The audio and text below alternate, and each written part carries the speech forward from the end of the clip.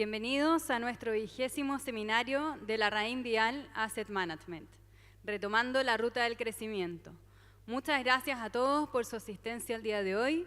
Dejo con ustedes a Ladislao Larraín, socio de Larraín Vial y gerente general de Larraín Vial Asset Management. Muy buenos días, muchas gracias por acompañarnos hoy día. Es especialmente importante contar con ustedes porque estamos celebrando nuestro 90 aniversario. Hace 90 años esta empresa partió y en estas décadas hemos sido testigos del crecimiento de Chile, del desarrollo de Chile y cómo las instituciones han permitido que se desarrolle un mercado de capitales muy sólido. ¿Qué hacemos nosotros en Larraín Vial? Y a propósito del aniversario me voy a tomar 5 minutos para explicar qué hacemos. Básicamente nos dedicamos a 3 negocios. Wealth Management, la administración de que los bancos llaman banca privada, ¿no es cierto?, los patrimonios de personas. Mercado de capitales, el negocio institucional y Asset Management. En todos estos negocios tenemos una posición de liderazgo reconocida por ustedes, los clientes, que nos sitúa en una de las 3 posiciones, 1, 2 o 3 de mercado, ¿no es cierto? Y hemos también sido reconocidos por prestigiosos premios internacionales. Larraín Vial Asset Management, la empresa donde yo trabajo, donde José Manuel trabaja y que nos convoca hoy día, cumple más de 25 años y es propiedad en un 75% de Larraín Vial y en un 25% de consorcio. Socio con quien llevamos trabajando más de 15 años juntos y que nos complace decir que tenemos 200.000 clientes que nos confían su patrimonio, que es más de 7.500 millones de dólares bajo administración. A lo largo de nuestra historia, Larraín Vial, al igual que otras empresas chilenas, inició un proceso de internacionalización que nos lleva hoy día a tener sucursales, oficinas, presencia en 7 países. Para ofrecer a nuestros clientes la más diversa oferta de alternativas de inversión, hoy contamos con alianzas estratégicas que nos permiten desarrollar un expertise complementario al nuestro de Latinoamérica. Es así como muchos de ustedes han conocido la prestigiosa casa de inversiones Altamar, ¿no es cierto?, cuya casa matriz está en España y con quien trabajamos desde hace 12 años. A eso se suma Gafcal, que es otra casa de Research y Asset Management con sede en Singapur y Hong Kong. Sumitomo, con quien hemos desarrollado un fondo de infraestructura en Colombia, el mayor banco japonés. Aubrey Capital Management, que es una gestora de activos especializada en Asia, que tiene sede en Londres y en Edimburgo. Todo eso para complementar nuestro expertise con conocimiento local más allá de la frontera, ¿no es cierto?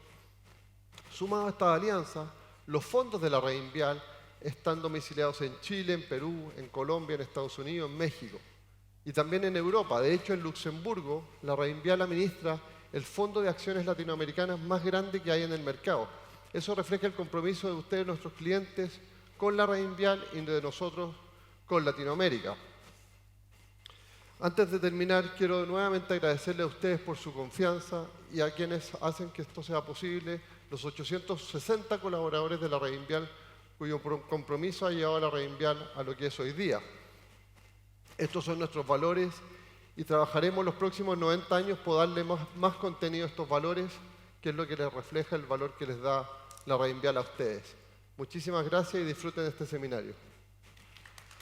Gracias. Muchas gracias, Ladislao. Ahora dejo con ustedes a José Manuel Silva, socio y director de estudio de Larraín Vial Asset Management. Buenos días a todos, gracias por estar acá. Bueno, el tema del crecimiento es un tema que hemos querido elegir para celebrar nuestros 25 años, porque como todos ustedes saben, Chile hace más o menos 10 años que prácticamente dejó de crecer, es algo que nos preocupa mucho, y es algo, como hemos visto en recientes elecciones, por ejemplo en Europa, una de las razones, no es la única, obviamente los temas sociales generalmente tienen muchas razones, pero una de las razones que se dice por qué le fue mal al Partido Conservador en Inglaterra, por qué le fue mal al presidente Macron en Francia, es porque esos 2 países también están con un problema de crecimiento y de productividad. Pero no todo es crecimiento, porque también tuvimos otra elección reciente en el mundo, en India, donde se daba por hecho que al primer ministro de India le iba a ir increíble gracias al crecimiento económico fantástico que está teniendo India y resulta que al primer ministro Modi no le fue tan bien. Entonces, claramente, no todo es crecimiento.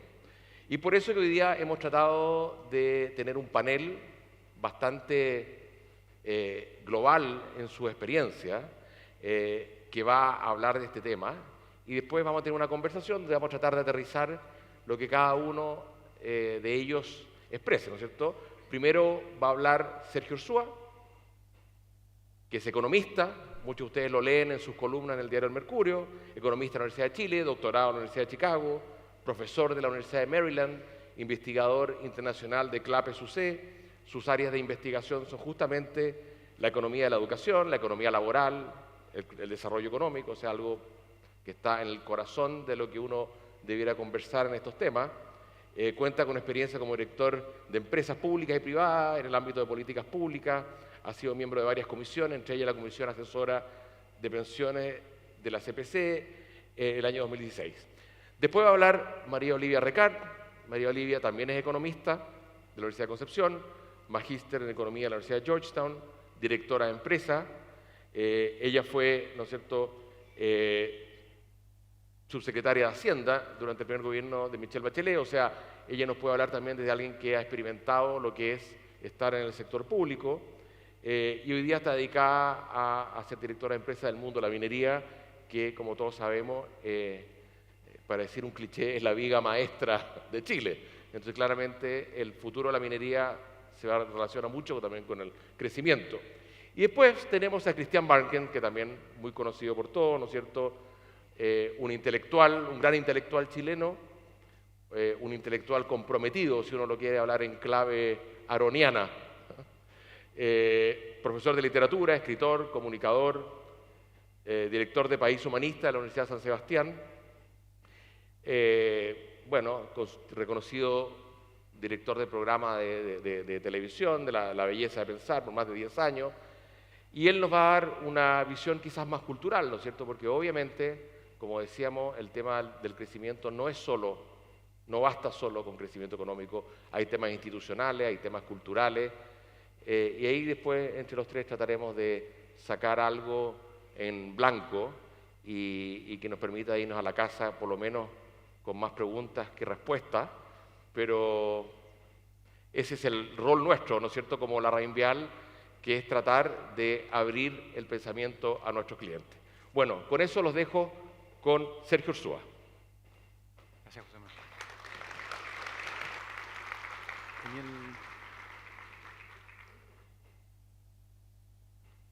Gracias. José Manuel, muchas gracias por la introducción. Un placer, un gusto, un honor estar con María Olivia y con Cristian. Muchas gracias a la RAIN Vial por la invitación. Y el título de la presentación que voy a hacer hoy día creo que es claro, muy en la línea de la introducción. Chile puede crecer y el tiempo está corriendo, ¿ah? Y por lo tanto hay que apurarse en la búsqueda del tiempo perdido. Como voy a organizar la presentación, va a sonar bien pesimista, yo diría más bien realista, pero tiene un objetivo preciso que espero quede claro al final del día, que es generar conciencia respecto del desafío que estamos enfrentando. Entonces, para partir, ¿cierto?, en esta respuesta de qué tan grande es la farra que Chile se ha dado, hablemos de los 30 años, ¿cierto? Estos son 30 años extraordinarios. El eje de esta figura es un poquito engañoso, porque dejé $50.000 como ingreso per cápita, pero por una razón. Pero claramente, si ustedes vean lo que pasó en Chile durante este periodo, entre 1989 y el 2013, 14, por ahí, el ingreso per cápita de Chile se pega un salto significativo, el país cambia, ¿cierto? Y de ahí para adelante la situación ha sido un poco distinta. $15.000 lo superamos por ahí por el 2002, 2003, superamos los 20.000 en el 2012 en términos de ingreso per cápita, y eso, para efectos de un país, es un cambio significativo. Y la tendencia, obviamente, ha cambiado, ¿cierto? Si esto hubiese seguido así, nosotros deberíamos andar por ahí por los $28.000 de ingreso per cápita. Competiéndole a Portugal, por ejemplo, la situación no está un poco distinta. Y estuvimos a punto. ¿cierto? Haciendo alusión al gran Mauricio Pinilla, ¿cierto? Todavía uno se despierta en la noche con esa imagen. Estuvimos ahí, estuvimos realmente a punto de dar vuelta al partido y la situación, diría yo, creo que se ha ido complicando. Porque la verdad que lo lindo del caso chileno, y que era un ejemplo para América Latina, y no solamente para América Latina, sino que para el mundo, es que el relato era épico. Chile era el jaguar de la región y estaba camino al desarrollo. Era el primer país sudamericano con real chance de alcanzar el desarrollo. Y lo dijo el presidente Lago, lo dijo el presidente Piñera, nos pusieron fecha, ¿cierto? Nos pusieron metas, y esas metas no se cumplieron. ¿Qué pasó? Si ustedes miran el ingreso, ahora el crecimiento del PIB per cápita, entre el 2000 y el presente, la situación estaba bastante bien.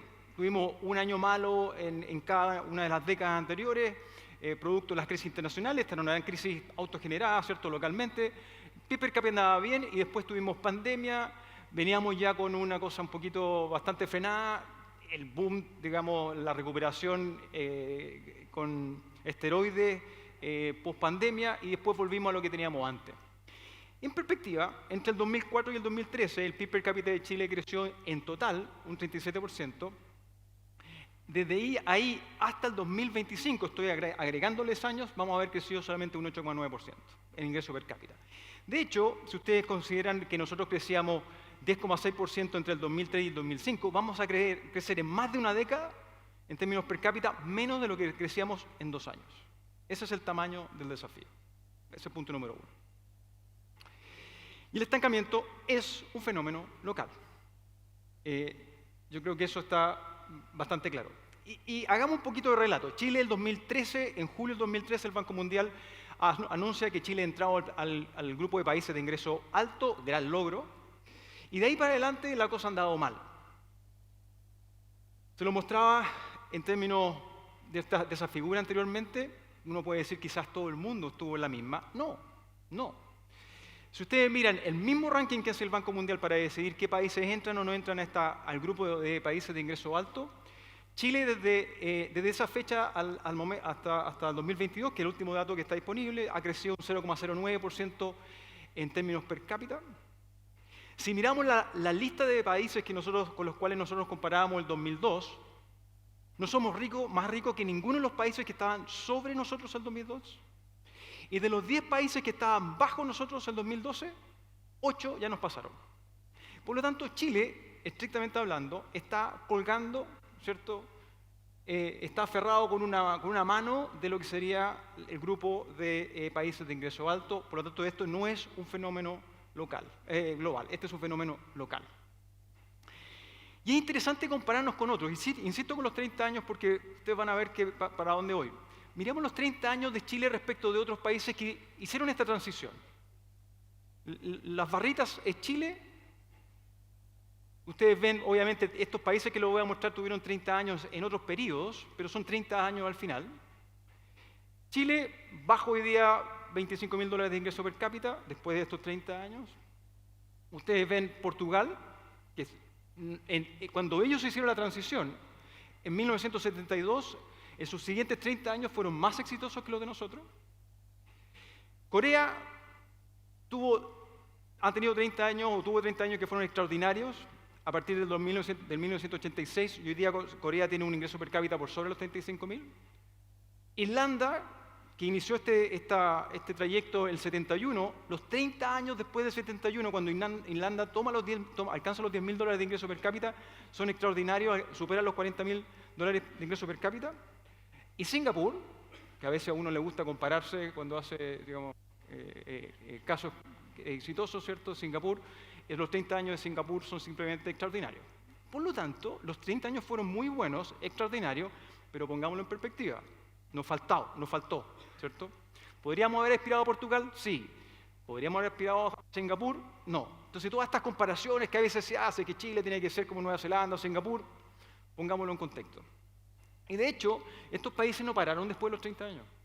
Si ustedes siguen la trayectoria de esos países desde que alcanzaron los $10.000 de ingreso per cápita, que es la figura que está acá, no pararon. Singapur hoy día tiene un ingreso en torno a los $80.000. Irlanda ha tenido un boom extraordinario durante la última década, a pesar de lo del COVID, que alcanza un ingreso per cápita de 60.000, y Corea sigue subiendo. Por lo tanto, lo de Chile es un poco extraño. O sea, si teníamos la posibilidad de hacerlo, ¿quién nos frenó? Y con esto ha venido además, esto no ha pasado desapercibido, había un deterioro institucional importante.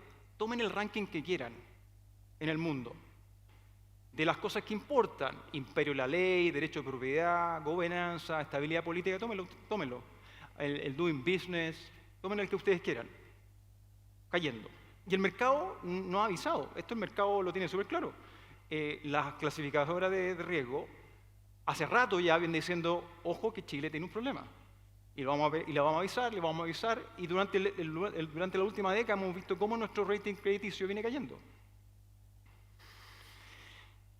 Entonces aquí hay una gran farra, ¿cierto? Nos estamos dando una gran farra. ¿Qué le pasó a Chile?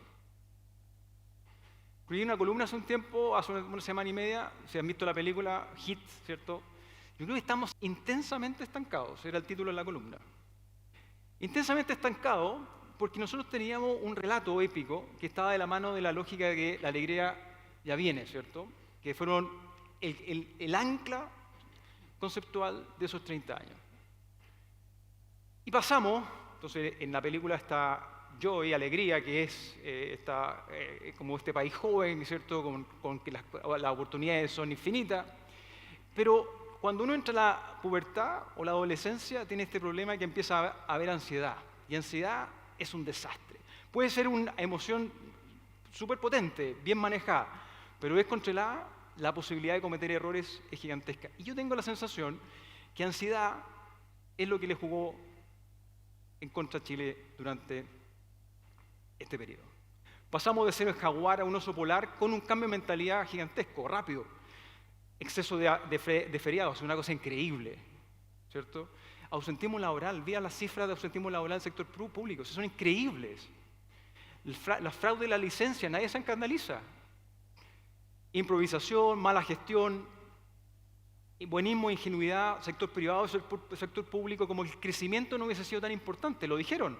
Podemos, ¿cierto?, darnos algunos lujos porque el crecimiento económico está asegurado. Error garrafal. Ansiedad. Pura ansiedad. Y han venido además con esto, tenemos este cambio de mentalidad, hemos tenido nuevos impuestos. Y aquí hay reformas tributarias silenciosas. Estamos en un momento en el cual es posible que exista un acuerdo tributario en el país, pero yo le quiero hablar de 3 reformas tributarias silenciosas. La primera es el gravamen al capital humano, que es gigantesco.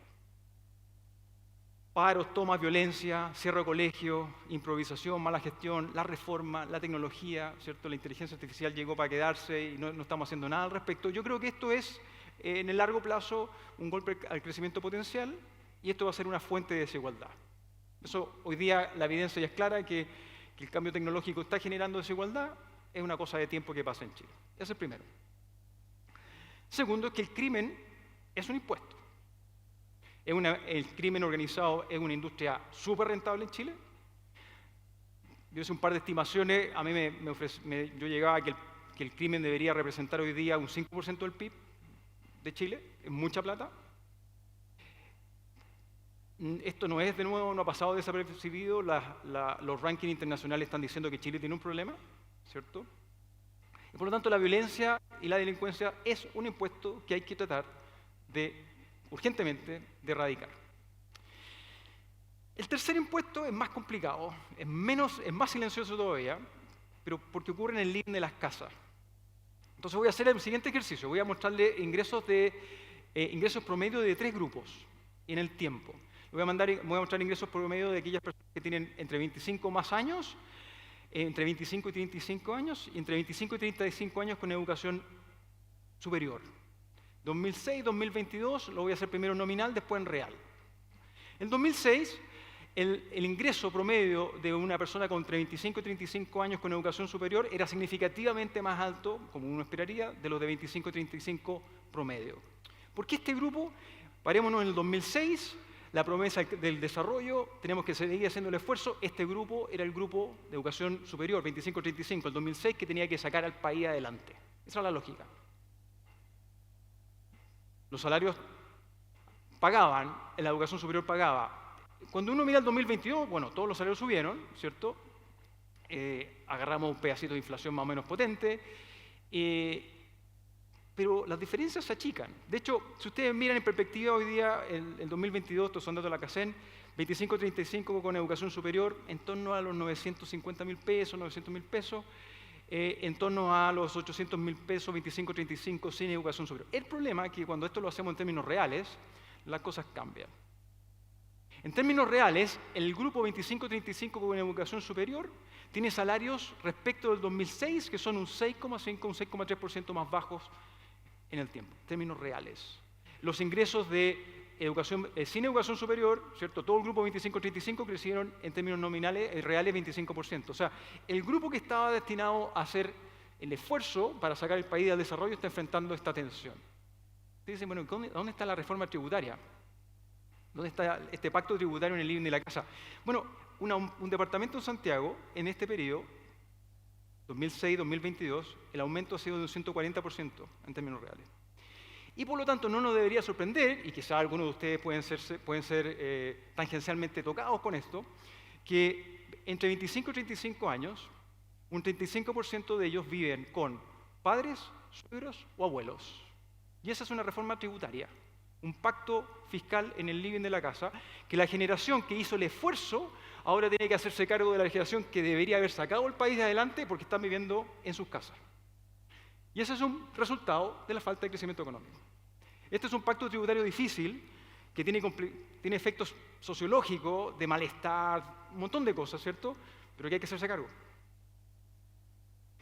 Entonces yo creo que hay que preguntarse qué emoción causa esta mediocridad, ¿cierto? Puede ser aburrimiento, puede ser envidia, puede ser asco, tristeza, vergüenza, miedo, ira. Pero interesante en la película, aparece nostalgia también. Y nostalgia aparece poquito en la película. Si la vieron, aparece al final como una persona que sale, una abuelita que sale detrás de la puerta. Pero es importante la nostalgia, como ustedes van a ver.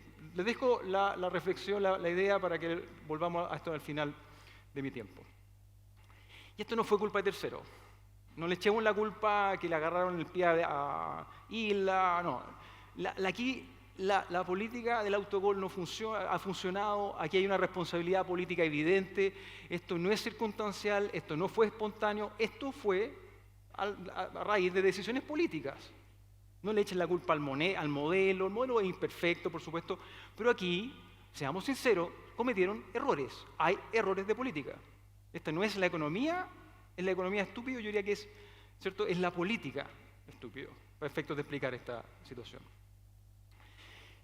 Entonces hagamos referencia al otro Bolaño, ¿cierto? ¿Quién podrá ayudarnos? Y aquí hay una oportunidad.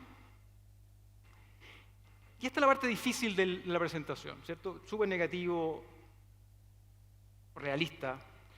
Pero si no hacemos la pérdida, si no entendemos lo que pasó, y la gente que hace finanzas sabe esto, hace un stop loss, ¿cierto? Que tenemos que hacer y tenemos que reinventarlo. El primer paso para retomar el crecimiento económico, que es el título de esta presentación, de este seminario, yo creo que es hacer la pérdida. Y yo creo que no la hemos hecho. Hay mucha gente que todavía sigue creyendo que esta cuestión está más o menos asegurada, alegrémonos del 2%, crecimiento. Yo creo que no. Lo que tenemos que hacer es un duelo económico. Y como todo duelo, hay pasos. El primero es negación. No está pasando nada. ¿Cierto? Oye, es el año del despegue. No, 2% después de haber crecido 0 no es despegue. No nos saquemos la suerte entre gitanos. No, eso no es despegue. Después viene la rabia, ¿cierto? Yo creo que eso viene acumulándose hace mucho rato.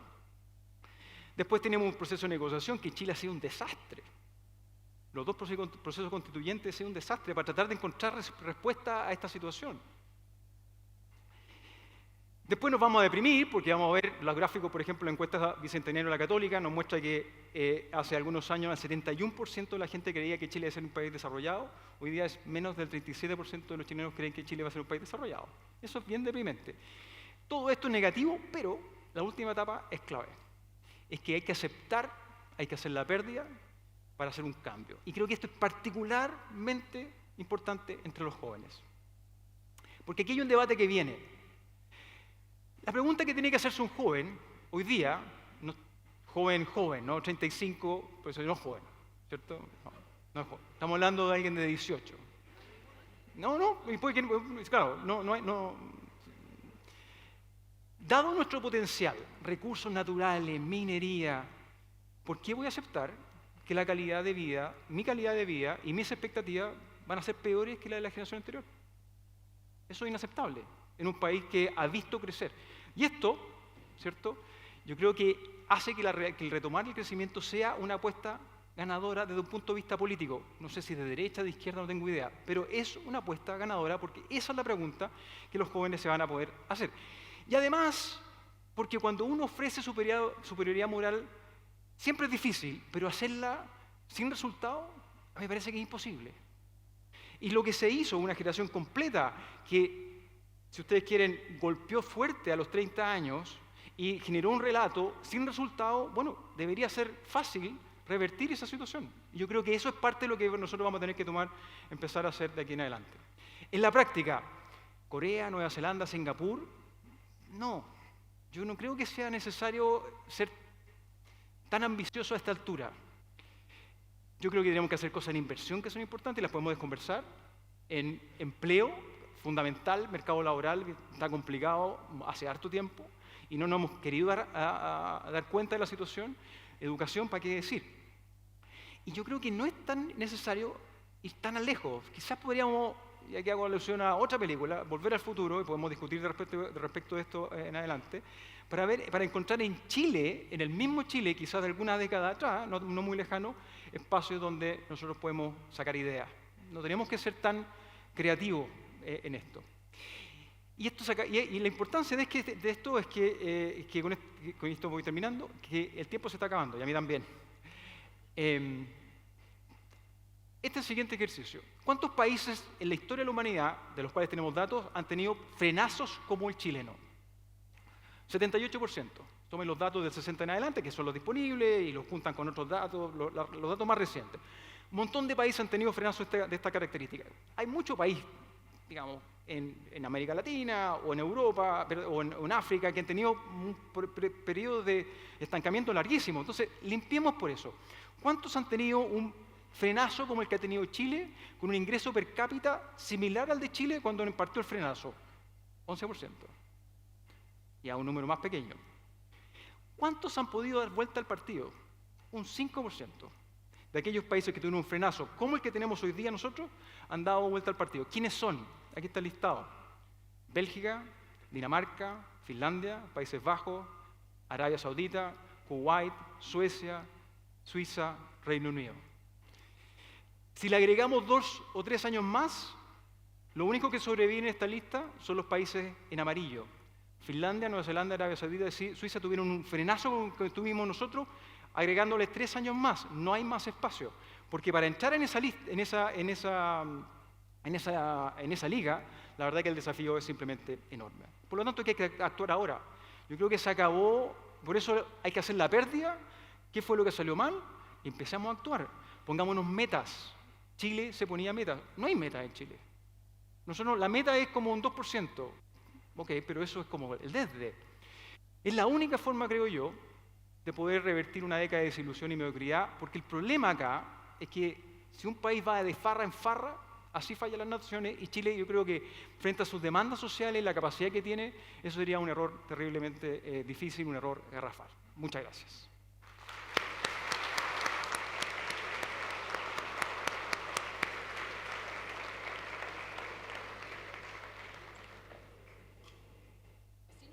Así nomás. Así nomás.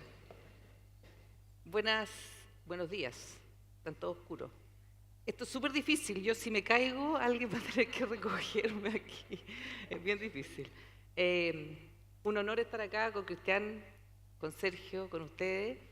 Y voy a partir, pero antes voy a hacer 2 comentarios a la última lámina de Sergio, para que la conversemos después. De la lista de los países que ustedes vieron ahí en azul y en amarillo, ninguno tenía la distribución del ingreso que tiene Chile, primer punto. Y creo que es súper importante el tema porque para volver a crecer necesitamos mejorar nuestra distribución del ingreso. Tenemos que crecer con equidad, tenemos que darnos cuenta que en esa lista de los países Chile es un outlier por la distribución del ingreso que tiene.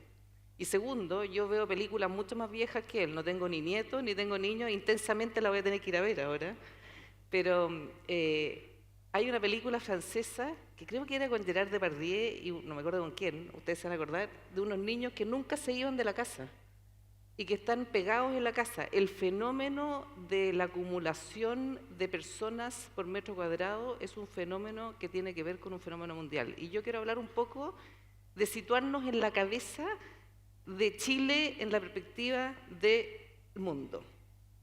El temario básico, quiero hablar de cosas evidentes, de cosas que son de contexto, de algunos intangibles y de cómo nosotros, los que estamos sentados en esta sala, podemos hacer la diferencia.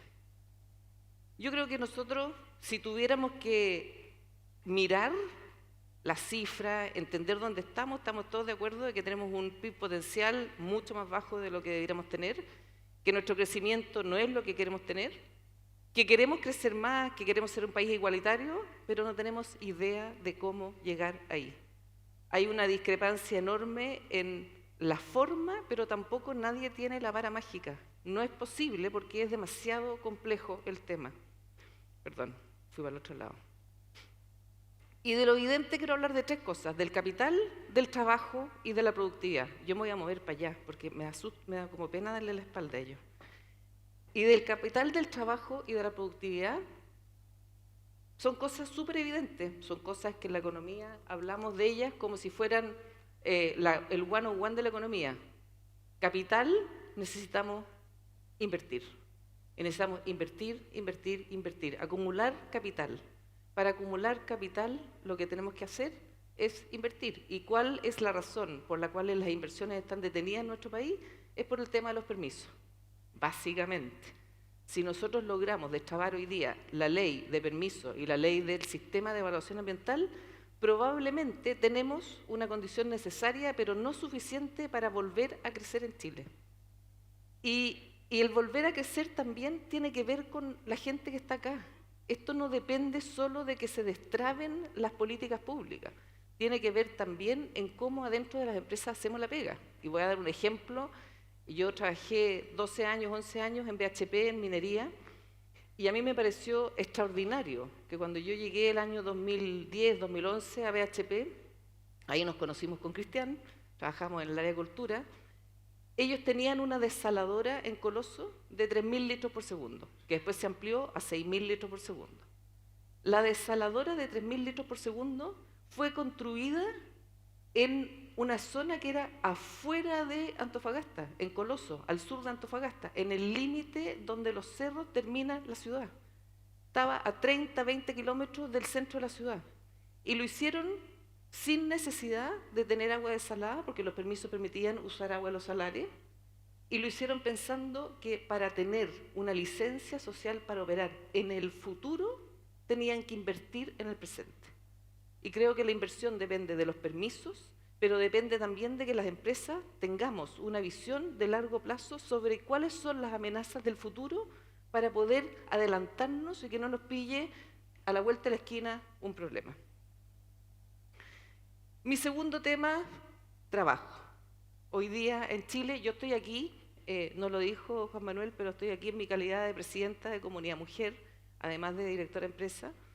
Hoy día Chile tiene un problema enorme de brecha de participación laboral de las mujeres en el mercado laboral. Las estimaciones de Rodrigo Valdés, conversábamos hace poco con él, de que si logramos subir un 10% de participación laboral de las mujeres en el mercado laboral, si logramos que un 10% más de mujeres trabajen, el PIB podría aumentar un 1%.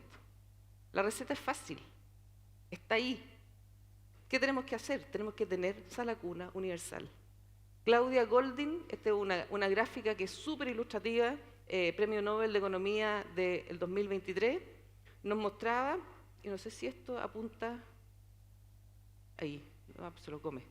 Nos mostraba que la trayectoria de las mujeres y de los hombres en el mercado laboral, independiente de en qué pedazo del mercado laboral están, si son personas con profesión, sin profesión, si trabajan, se ve afectada enormemente por el primer hijo.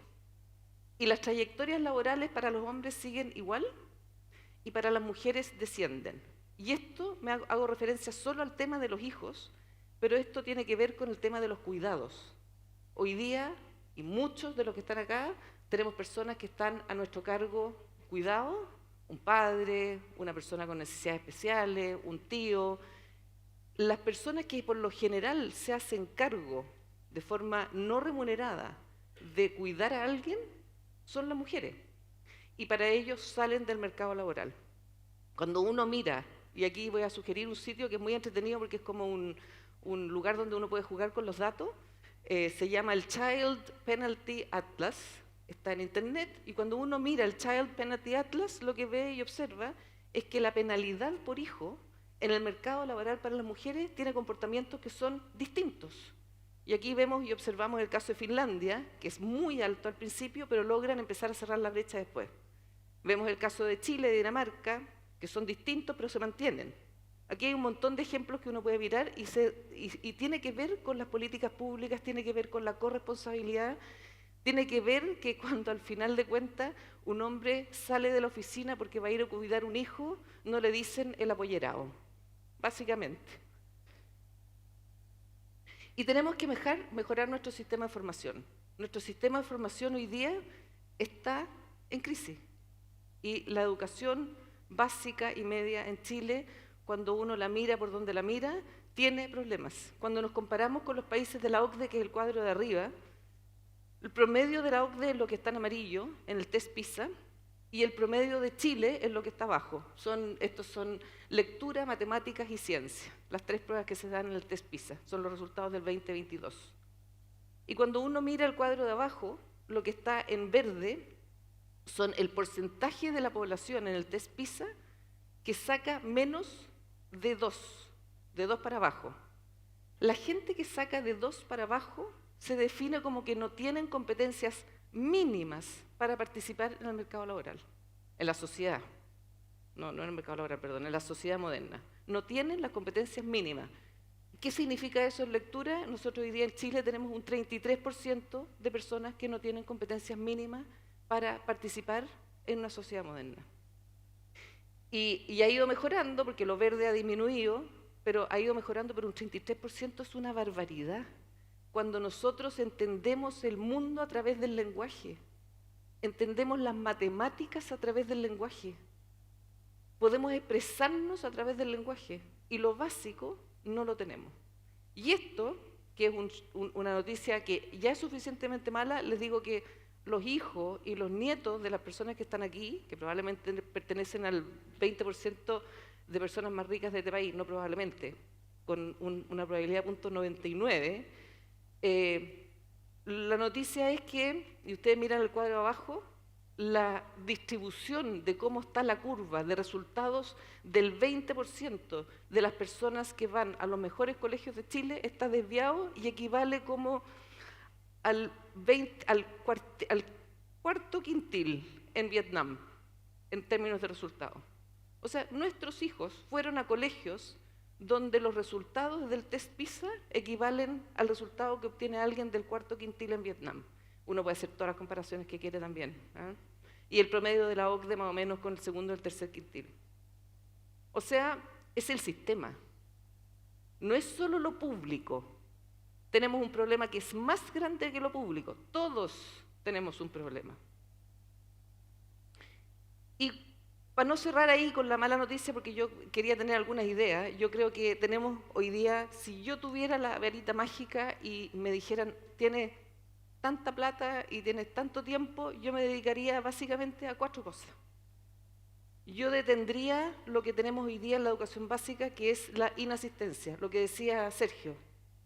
La inasistencia no es solo la licencia en el sector público. Todos sabemos, los hospitales públicos, los privados, las empresas, los médicos que hacen la licencia no están en el sector público necesariamente. Esta cuestión se distribuye homogéneamente. Somos chilenas, todas, somos chilenos. Y aquí tenemos, focalizarse en el ausentismo escolar es una tremenda tarea. Tenemos hoy día, ustedes ven el gráfico, lo puse ahí al lado, que son de junio del 2023, la inasistencia grave, creo que es cuando una persona falta más del 90% de tiempo al colegio, Es decir, antes nosotros teníamos asistencia al 99%, hoy día tenemos esta inasistencia. La reinserción, cuando alguien y me voy a dedicar solo a este tema, dejo los otros para después, pero la reinserción, cuando alguien abandona el colegio, que en su mayoría son hombres, lo hacen entre primero y segundo medio, y no vuelven, estos son los ninis, ni trabajan ni estudian, cuando no vuelven al colegio y tienen la oportunidad de volver cuando tienen 18, 19, tú no los puedes volver a meter a un segundo medio con cabros que tienen 15. Tienes que hacerle un programa especial. Las escuelas tienen que tener un incentivo para traerlos de vuelta. Podrían atenderlos vespertinos, y no estoy diciendo en el 2x1, pero estoy diciendo programas especiales donde bajemos estas cifras para que estos estudiantes que abandonan no se dediquen al crimen ni se dediquen a la droga, que son los problemas que tenemos hoy día potenciales en la juventud. Y de la productividad, muy bajo, muy chico lo que voy a decir de productividad, la productividad total de los factores, pero la tarea de la productividad es una tarea, modernización del Estado, modernicemos el Estado. Si yo pregunto aquí qué hacer para modernizar el Estado, habrán 3, 4 ideas y listo, se acaba, si tampoco es tan profundo. Yo soy de la idea que la productividad hay que mirarla para el otro lado, hay que empezar desde lo micro e ir a lo macro. En BHP hicimos el año 2012, para medir la productividad, hicimos un ejercicio de ir al workshop, al taller, donde estaban reparando camiones. Y dijimos, mira, en todas las minas de BHP se reparan camiones, y los camiones son de la misma marca. Comparemos la productividad. Y hicimos uno súper fácil, un salame, lo dividimos en pedacitos, dijimos que ya aquí, acá, medimos, y Chile era el que tenía la peor productividad.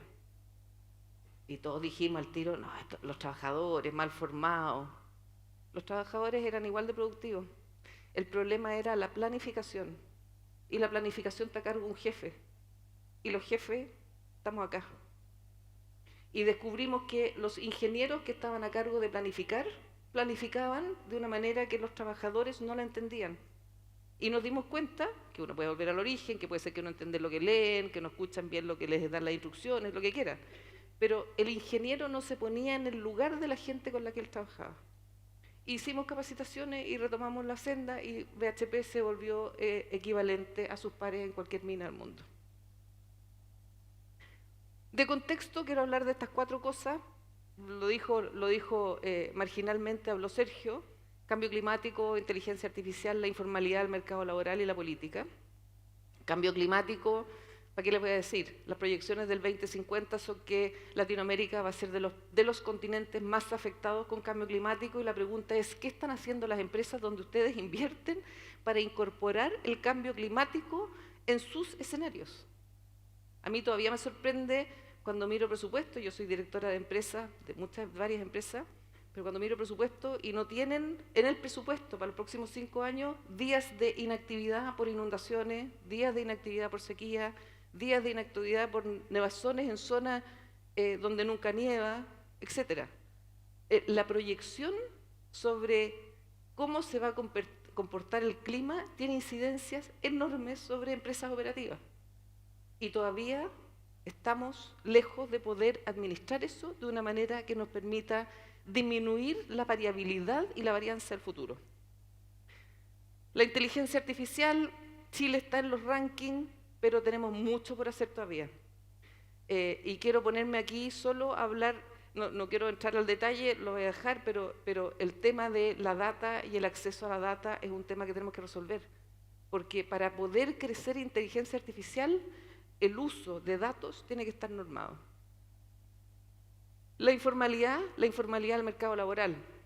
El mercado laboral tiene una informalidad que va creciendo. Aumenta el PIB, la informalidad aumenta.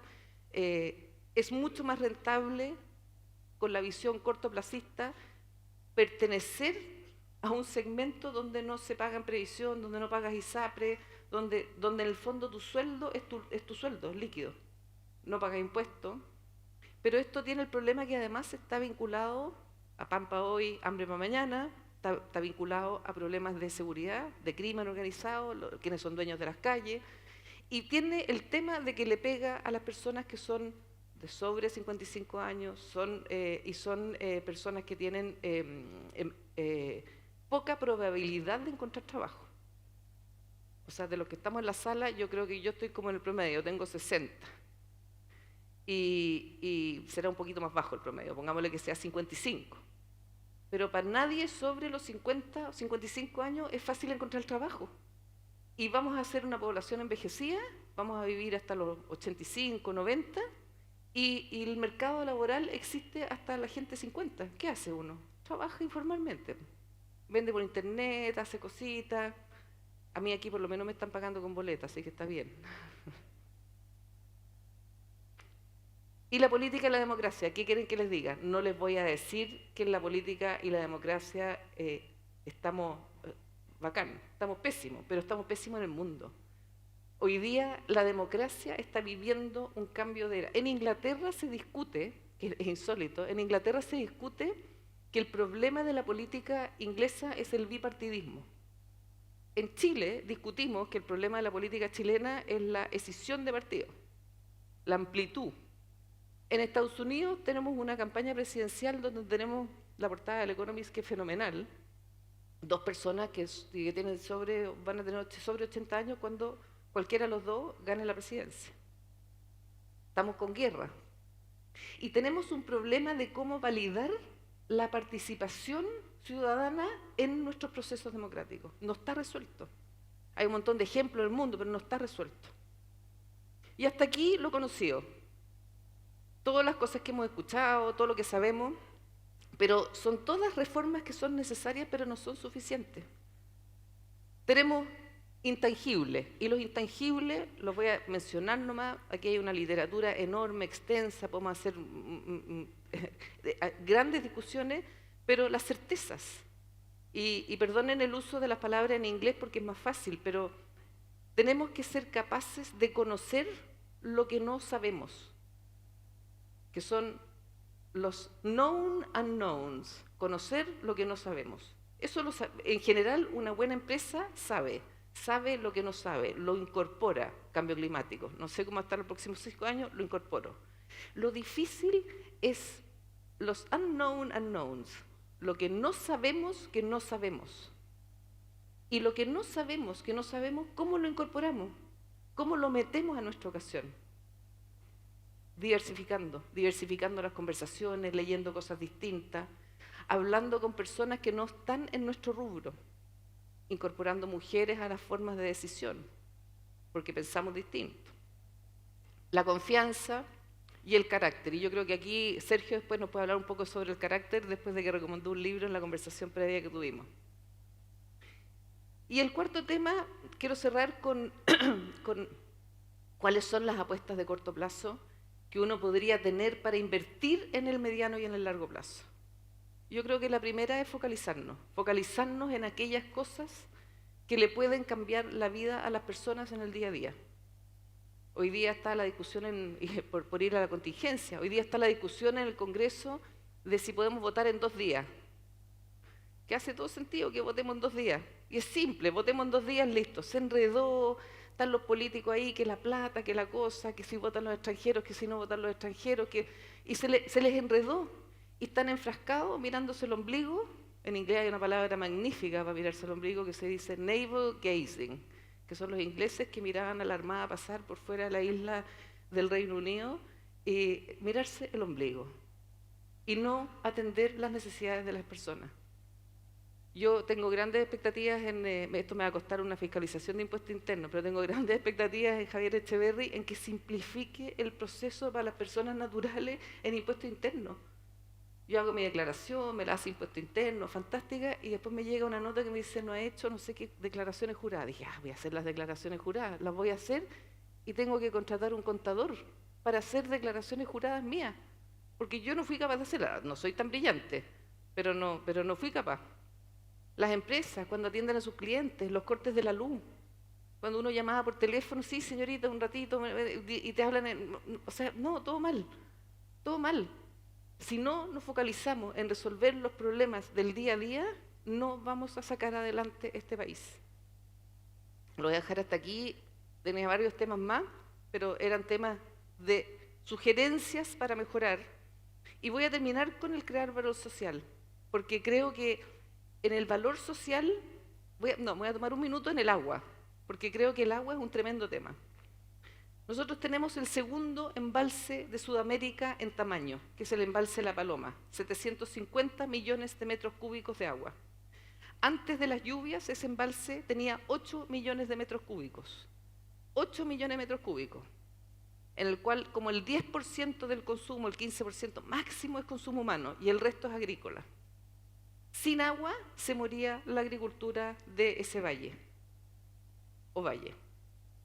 Y sin agua se acababan el trabajo, se acababan las ciudades. Y sin embargo no fuimos capaces de planificar, no fuimos capaces de aprobar la desaladora, no fuimos capaces de... Yo no estoy diciendo que la desaladora vaya a ser la solución de agua para la agricultura, pero tenemos que pensar este problema, porque lo salvamos gracias a las lluvias, que no dependen de nosotros. Y el último, que crear valor social, tiene que ver con ponerse hoy día a mirar cuál es el futuro. Las empresas tenemos una responsabilidad de cuando definimos una inversión, tenemos que pensar en 15, 20 años más, ¿cómo se va a ver esa inversión? ¿Puesta dónde está? Hoy día unos vecinos en Estados Unidos están reclamando por el ruido de los ventiladores del Bitcoin en la mitad de Texas, en la mitad de la nada, que son unas instalaciones monstruosas y que tienen, no sé, 60 instalaciones de estas bajo tierra, que son estos data centers, pero que los ventiladores salen para afuera y vive gente ahí y no puede dormir. ¿Pensaron ellos ese problema? Probablemente no, porque si no, no lo habrían hecho así. Y esto quiero terminar con una cita de la sabia Internet, y que tiene que ver con que la responsabilidad no está en sentarse, echarse para atrás y mirar cómo el vaso se llena y cómodamente y de repente decir, chuta, se rebalsó el vaso. Somos responsables nosotros de nuestro futuro. Y si alguien quiere hoy día de verdad aportar, hay enormes espacios para aportar. Enormes espacios para aportar y enormes espacios para cambiarle lo que podría ser esta trayectoria pesimista que nos mostraba un poco Sergio. Muchas gracias. Mezzo del cammin di nostra vita mi ritrovai per una selva oscura che la dirrita via era smarrita. Ah, quanto è dir qual era e cosa dura esta selva selvaggia e aspra e forte che nel pensier rinnova la paura. Tanta è amara che poco è più morte, ma per trattar del ben ch'io vi trovai dirò dell'altre cose ch'io vos corte. Canto 1, Infierno, la Divina Comedia de Dante Alighieri. En la mitad del camino de nuestra vida me encontré en una selva oscura porque había perdido la buena senda. Qué penoso es decir cómo era aquella selva tupida, áspera y salvaje, cuyo recuerdo renueva el pavor. Pavor tan amargo que dista poco del de la muerte. Mas para tratar del bien que encontré en ella, contaré otras cosas de las que en ella vi. Muy buenos días, quiero saludar en primer lugar a quienes me acompañan aquí en el panel, un gusto y un honor, desde luego, haber sido invitado y una extrañeza también de haber sido invitado después de escuchar estas extraordinarias exposiciones en las que tomé nota y aprendí muchísimo. ¿Qué voy a hacer yo aquí? Voy a explicar por qué cité al Dante Alighieri en ese momento de extravío en que se encontraba el gran poeta, que además participó activamente en la vida política de su país. Quiero remontarme a agosto de 2017. No tengo PowerPoint, yo voy a capela. Tengo libros, soy anticuado. Soy analógico. Agosto de 2017, seminario Vientos de Cambio, Moneda Asset Management, algo parecido al evento que estamos viendo hoy. En ese panel estaba ni más ni menos que Ricardo Lagos, se encontraba también el que era candidato en ese momento a la presidencia de la República, Sebastián Piñera, y otros. Creo que estaba Rodrigo Valdés y otros. Te miré para acordarme si estaba Rodrigo Valdés o no, porque lo había citado recién y lo conoce. Y Lagos dijo, la tarea número 1 de Chile es crecer, todo lo demás es música. Me acuerdo perfecto de esa afirmación porque yo estaba con Juan Pablo Izquierdo, director de orquesta, a quien estaba entrevistando, y estaba indignado por la afirmación de Ricardo Lagos. Bueno, yo vengo, estimados y estimadas, a tratar de poner un poco de música o de hablar de aquello que es lo demás, es decir, que no es solo el crecimiento económico, que por supuesto es crucial e importante. Es interesante pensar agosto de 2017 y hoy día estamos al borde de agosto del 2024, es decir, han pasado 7 años. En ese momento, cuando Lagos dice esto, él había bajado su candidatura en abril, su precandidatura a la presidencia de la República. Su propio sector, el Partido Socialista, en un acto sacrificial que todos recordamos, había sacado y bajado al mejor de sus candidatos, al con más visión, para colocar un candidato que era la espuma de las encuestas. Eso ya revelaba algo. Y fíjense que Lagos había dicho en esa misma exposición, la insatisfacción tiene que ver con aquellos que dejaron la pobreza y ahora demandan más de la sociedad. Una observación corta pero extremadamente precisa. ¿De qué está hablando Lagos aquí? De la paradoja de Tocqueville, de la que Carlos Peña después, para tratar de explicar el estallido, va a colocar en el centro del análisis de por qué había sido el estallido. Cito esta intervención de Lagos, no solo por justificar mi presencia aquí para decir que yo vengo a hablar de música, sino que porque el sector que representaba Lagos y el cual yo me siento en su origen más cerca, que es el mundo de la centroizquierda democrática, por llamarlo así, de alguna manera estaba empezando, desde mi punto de vista, un camino de extravío. Vamos a hablar de extravío, hablé del extravío de Dante, vamos a tratar de conectarlo después. Había comenzado su extravío. Primero había sacrificado a su mejor líder, ¿no? Había menospreciado en su discurso el tema del crecimiento, ¿no? Y estaba preparándose para hacer la más grande de las abdicaciones que yo haya visto nunca en un sector político. Abdicar de su propia historia, abdicar de los 30 años en el momento de crisis que se produjo en el estallido. Es decir, extravío de la izquierda, en primer lugar. Pero también la derecha estaba extraviada y un poco perdida. Sebastián Piñera se preparaba para la elección que iba a ganar, pero no se imaginaba que a la vuelta de la esquina lo esperaría un estallido colosal. En realidad muy pocos esperaban y sabían y podían predecir lo que iba a ocurrir. ¿Cuál era el extravío de la derecha desde mi punto de vista? Pensar que basta con ganar la elección y asumir un gobierno y gobernar casi como en una especie de inercia, preocupándose de la gestión, que es extremadamente importante, ¿no?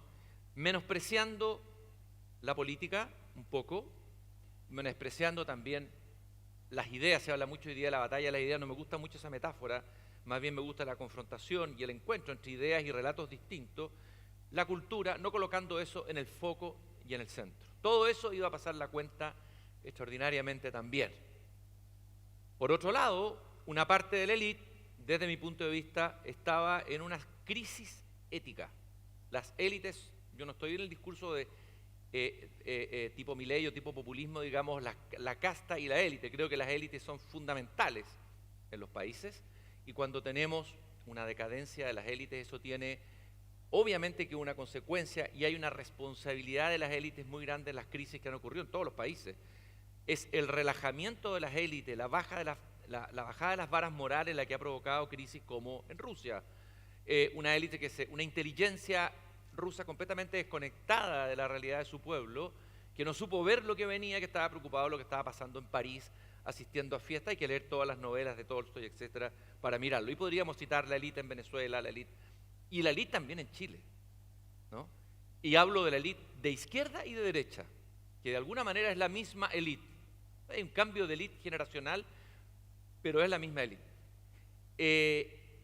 Lucio Porto, quien creo que ha sido una de las más lúcidas desde el mundo de las humanidades en hacer un análisis de lo que pasó en Chile con el estallido, usa una cita de un místico del siglo IV después de Cristo, Evaristo Pongo, creo que se llama, si no me equivoco, en que él dice que los demonios cuando hay un místico retirado en el desierto tratando de encontrarse con Dios, los demonios están atentos a ver dónde, en qué momento se va a relajar el místico. Digamos, va a dejar de hacer oración, va a dejar de hacer ejercicios espirituales, y cuando se relaja el místico, los demonios atacan y asolan, devastan, dice, la desdichada alma. Creo que en Chile ocurrió algo parecido, usando la imagen de Lucio Porto, que ella usa en un extraordinario artículo. Es uno de los elementos, hubo una baja de las varas éticas, colusiones, etcétera, es solo una punta de lanza. Lo de las colusiones es una imagen la más obvia, pero hay muchas otras más, y eso permitió que estos demonios, nuestros propios demonios, entraran en este desorden, que fue como un desorden cuando ocurre una infección en un cuerpo, un desorden bacteriano, ¿no es cierto? El cuerpo empieza a funcionar mal, las defensas, la inmunidad baja, las bacterias atacan y el cuerpo entra en un estado posible de descomposición, que fue lo que nos pasó. O sea, 2017, izquierda y derecha iniciando o ya habían iniciado un camino de extravío. No voy a hablar del centro, porque el centro simplemente desapareció, si es que alguna vez hubo el antiguo Partido Radical y la Democracia Cristiana.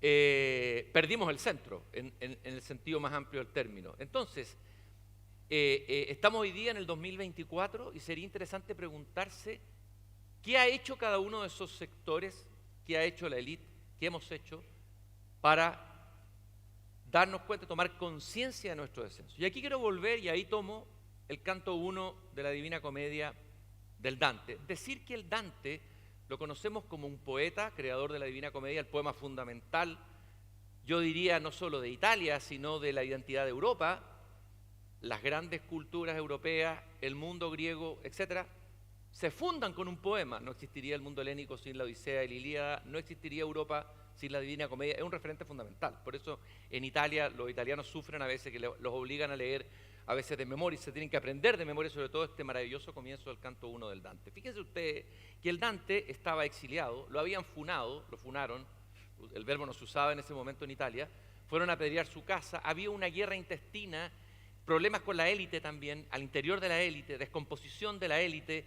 Florencia, que tenía un desarrollo extraordinario por delante, igual que nosotros, entraba en una fase de guerra civil, y el Dante se compromete, se mete, baja del Olimpo de la poesía, mete los pies en el barro, y eso le va a costar carísimo, va a tener que arrancar de Italia, ese exilio no lo va a terminar nunca, ese exilio va a ser fundamental, y el dolor de ese exilio, para hacer una reflexión profunda sobre la crisis, sobre el extravío, y la Divina Comedia, fíjense ustedes, este comienzo que muchos dicen que tiene que ver con la nostalgia de Beatriz, la echada de menos de ese gran amor, tiene mucho que ver con la experiencia política del Dante y el doloroso exilio, y el ver cómo Florencia, que era parte de su identidad más profunda, él es el poeta de Florencia, se derrumbaba y caía en profunda decadencia. Por eso es que es importante volver a veces a estos textos que miramos como textos lejanos, que ya no se leen en los colegios, no se leen en las universidades, nadie los lee, nadie los promueve, y a veces, muchas veces la respuesta está en estos grandes poemas iniciáticos, por decirlo así. Fíjense ustedes que el Dante está en la mitad del camino de su vida. Me encontré en una selva oscura, un poco lo que decía Sergio, en la mitad o quizás menos, en el cuarto del camino al desarrollo, nos encontramos sumergidos en una selva oscura, ¿no? ¿Y qué se apodera del Dante? El sentimiento es el pavor, el miedo. ¿Cuál es el sentimiento reinante, creo, hoy en el país? La incertidumbre y el miedo. Está paralizado el Dante, recordemos la escena, lo empiezan a acosar unos animales, unas panteras, unos leones que no lo dejan avanzar, nuestros demonios, nuestros propios demonios, y no sabe cómo salir de ahí. Hasta que de pronto se da cuenta que detrás de un árbol hay unos ojos que lo están mirando, y él piensa que es un fantasma o un monstruo que lo va a atacar. Lo interroga: ¿quién eres tú? Y descubre que ese que está detrás de ese árbol es ni más ni menos que el poeta Virgilio, el poeta de la antigüedad clásica que el Dante admiraba. ¿Qué es lo que va a hacer Virgilio? Tengo que resumirlo rápido, si no me voy a ir en la mitad de la Divina Comedia, se me va a ir la charla. ¿Qué es lo que hace Virgilio? Le dice, le da una buena y mala noticia: yo te puedo sacar de aquí. Esa es la buena noticia. Pero la mala es que vamos a tener que descender al infierno. Imagínense lo que es para un poeta católico decirle: compadre, ve, tenés que ir al infierno, vamos a tener... ¿Qué significa ir al infierno? Mirar nuestros propios pecados, mirar de frente nuestra propia descomposición.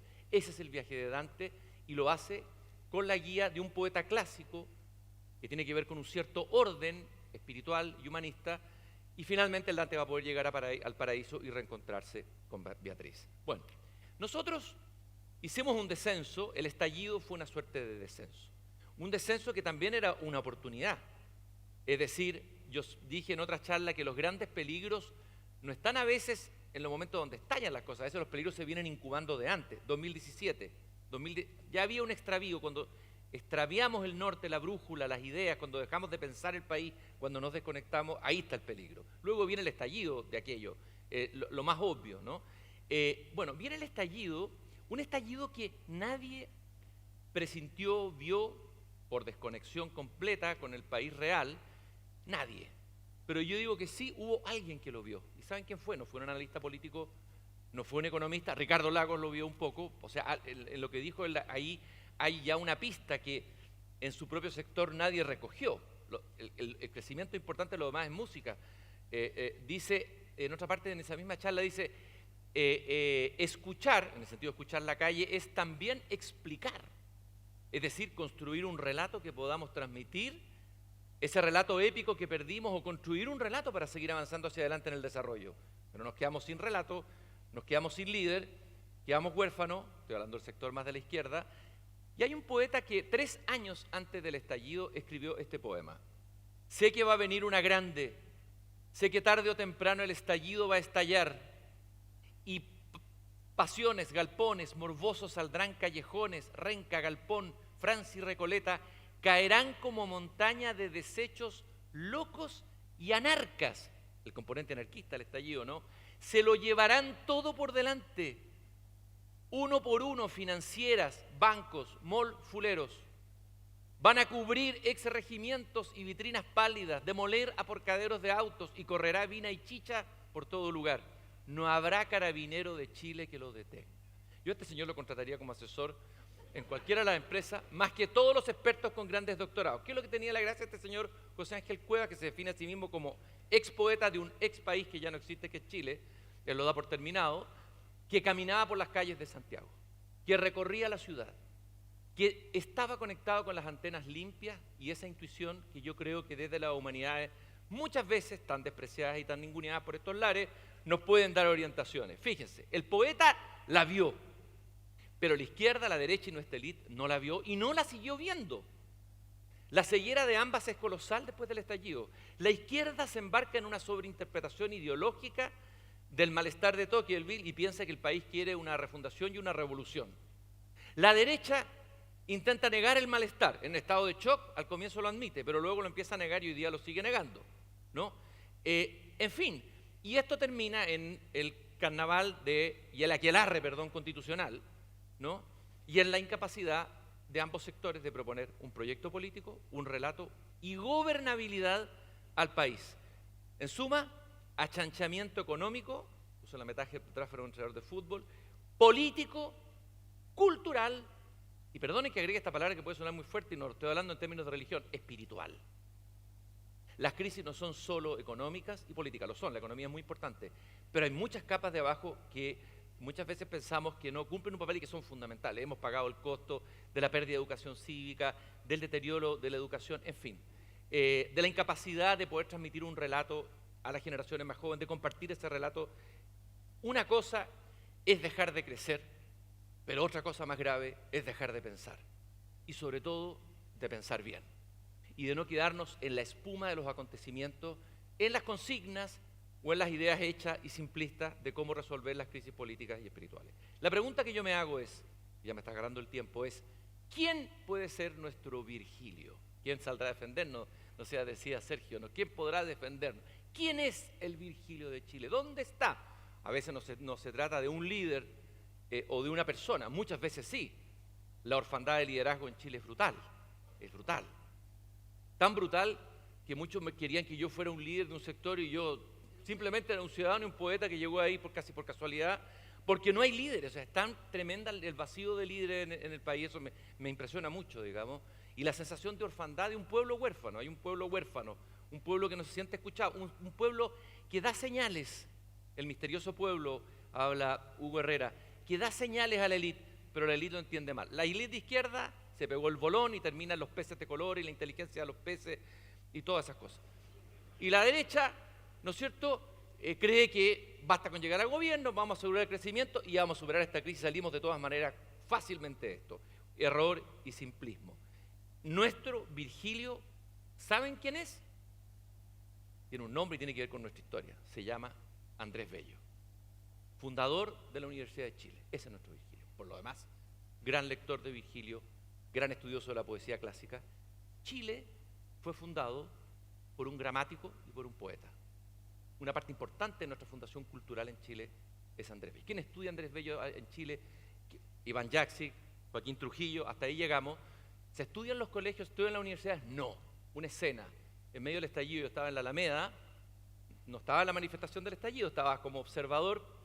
Mi señora tiene un café ahí cerca, vivíamos en el centro también, y veo un grupo de jóvenes que se acercan a la casa de la Universidad de Chile, se montan sobre la escultura de Andrés Bello y le colocan una capucha. Encapucharon a Andrés Bello. Y yo le grité a uno de ellos, oye, pero ¿tú sabías quién está ahí encapuchando? ¿Sabía quién está ahí encapuchando? Me gritó no sé qué cosa, ¿no? Estaba encapuchando al padre de nuestro logos, de nuestro orden, y me respondió con un grito y luego con un graffiti encima. Del logos al graffiti. Así ha sido nuestro descenso. Fíjese que Andrés Bello, que vivió la crisis y el caos en Venezuela, lo que pasó con América Latina después del proceso de independencia, compara la revolución, sobre todo en su país, con un incendio que avanza voraz. Incendio, un símbolo. Más derribado el alto bosque y seco sea el incendio en tal región prendido, de dolo empuje a los demás el viento, antes habrás empero prevenido una barrera al rápido elemento. Dice Bello, cuidado, la libertad es una planta que tiene que ser cultivada por un granjero legislador, ¿no? Y hay que tener cuidado con los que vienen a incendiar, ¿no? Como el fuego que se extendía desde Caracas y a las otras regiones de América. Fíjese que este pasaje está inspirado en un consejo de Virgilio a los granjeros, Virgilio, que dice, es a menudo útil quemar los campos yermos y quemar la paja leve con crepitantes llamas. Es útil, pero cuidado, tienen que ser quemas acotadas, no incendios. Cuando el granjero es descuidado, cuando los dirigentes políticos son temerarios, Bello dice, se desata una conflagración apocalíptica. Por no haber ordenado y tener las provisiones de tener una constitución ordenada en Venezuela, la Primera República se ha convertido a la edénica Venezuela, que era un Edén, esa es la verdad, era un gran país culturalmente comparado con Chile. Cuando llegó Chile, Andrés Bello decía, llegué a Chile que me acogió, aquí circula un papel, ni siquiera un diario. Tenía nostalgia de los diarios que habían en Caracas y la vida cultural en Caracas. Bueno, ¿qué es lo que convirtieron esos revolucionarios? Convirtieron la edénica de Venezuela en un infierno donde espíritus rebeldes alzan la bandera de la sedición contra el Todopoderoso. Me parece a mí, con esto voy a terminar, que necesitamos un orden. El país necesita urgentemente orden, pero no solo, cuidado, orden público. La solución para Chile no es Bukele. Saquémonos eso, por favor, de la imaginación de la cabeza. El orden público es muy importante, es fundamental, pero ese orden tiene que estar marcado en otro orden, y eso lo tenía muy claro Bello, un orden cultural, un relato compartido, ¿no? Una educación pública de calidad. ¿Dónde empezó la crisis? ¿Dónde empezó el estallido? En el liceo emblemático, ahí partió, qué significativo, ¿no? ¿En qué estamos hoy día en la Universidad de Chile fundada por Andrés Bello? En un acampe de las autoridades acampando al lado de lo que se han tomado la universidad y la están destruyendo silenciosamente y están ayudando a destruir, porque la izquierda y la derecha, los dos, han ayudado a destruir la educación pública, en una especie casi de la mejor alianza que han hecho a través del tiempo. Y entonces, nosotros tenemos que, aquí termino, se me fue el tiempo, pero me gustaría, claro, terminar como los anteriores expositores con alentando la esperanza. Jorge Milla, gran filósofo chileno, muy lúcido, de la década de 60 y 70, dijo, hay que alentar la esperanza a jóvenes que se le acercaron y le decían, ¿qué hacemos? Chile está mal, estamos en periodo de dictadura. Hay que alentar la esperanza, pero esa alentar la esperanza tiene que ser volviendo a nuestras fuentes. Los países tienen una historia cultural, no solo una historia económica, tienen fuentes, tienen inspiradores, y nosotros hemos dado la espalda muchas veces a esos inspiradores y estamos siempre mirando hacia afuera, cuando a veces tal vez el remedio lo podemos tener dentro. necesitamos... A ver, ¿qué nos ha salvado en el estallido? ¿Cómo nos hemos salvado al borde de la cornisa a caer en el precipicio? Estallido y experimento constitucional. Un instinto de la pasión por el orden que está en el sentido común popular. Eso nos ha salvado. Pero nos falta recuperar intelectualmente, reconectarnos con ese orden y pensar ese nuevo orden más a la manera de Bello que a la manera de Bukele. Eso, muchas gracias.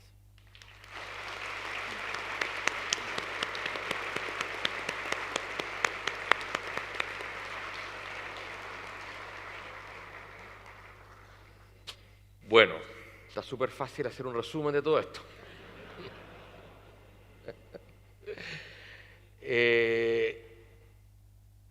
Yo hay una frase o hay una palabra que me venía a la cabeza cuando hablaba Sergio, pero también cuando hablaban todos, digamos, ¿no es cierto? El concepto inglés del accountability, ¿no es cierto?, de hacerse responsable. Pues yo creo que lo que hemos vivido, y también me acordé por los adolescentes, ¿no es cierto? Los adolescentes, una de las características de la adolescencia es que el adolescente le carga que lo hagan hacerse responsable, ¿no es cierto? Le gusta, también como dicen en Estados Unidos, hacer el queque y comérselo. Y cuando uno le dice no te puedes comer el queque, es para toda la casa, ese adolescente se pone rabioso, ¿no es cierto? Yo creo que, y me gustaría la opinión de ustedes, ¿no es cierto? Este concepto de accountability, este concepto de que quizás en Chile llevamos mucho tiempo con crimen pero sin castigo, de que se hacen cosas, ¿no es cierto? Se cambia el sistema electoral y nadie advirtió los efectos, ¿no es cierto? Acuérdense de la discusión cuando se cambió el sistema electoral, pero nadie advirtió los efectos de ese cambio. Pero no hubo una elección por parte del país responsable, digamos, sino que todo fue muy adolescente la discusión. El sistema binominal es un sistema dictatorial, el otro es el sistema que nos va a dar la felicidad perfecta, este sistema súper proporcional, cambiémoslo. Y de hecho partió desde la centro-derecha un poco el tema del cambio al sistema. Entonces, y en muchas cosas en los últimos años ha sido esto, crimen sin castigo.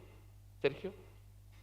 Sí, mira, efectivamente yo creo que nosotros las tres exposiciones tienen esa columna vertebral, de alguna forma. Las faltas en ámbito económico, en temas culturales, sociales, yo creo que han sido obviadas en general. Ahora, el fenómeno sociológico y económico más interesante, te digo yo, durante los últimos 20 años, pasa por una brecha generacional que está en el centro de esta discusión. Entonces, alusión a los jóvenes, ¿cierto? Yo creo que ahí hay un problema.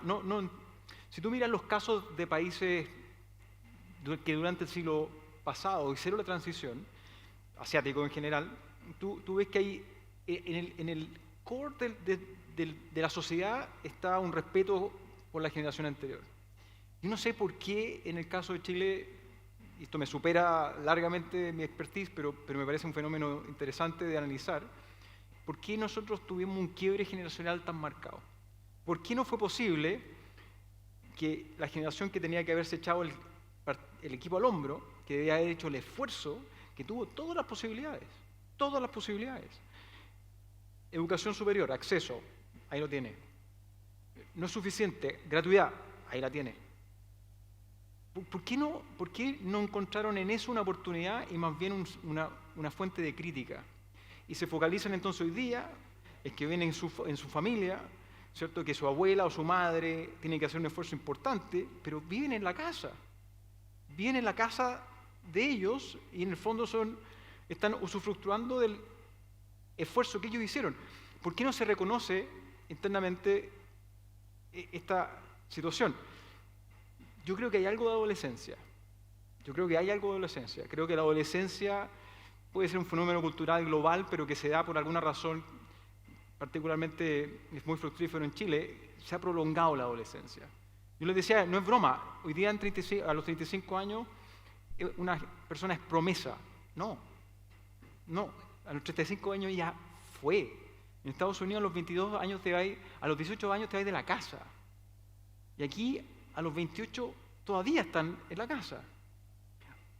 Ahora, habiendo dicho eso, yo creo que sí insisto que hay una oportunidad. Yo creo que hay una oportunidad porque efectivamente la farra se acabó. No hay más plata. Así de simple. Y por lo tanto, cualquier idea creativa que de aquí en adelante empiece a aparecer, producto de esta adolescencia, va a empezar a chocar con algo que en economía existe, que es la restricción presupuestaria. La plata se acabó. Usted quiere hacer esto, no hay más plata. Usted quiere hacer esto otro, no hay más plata. Así de simple.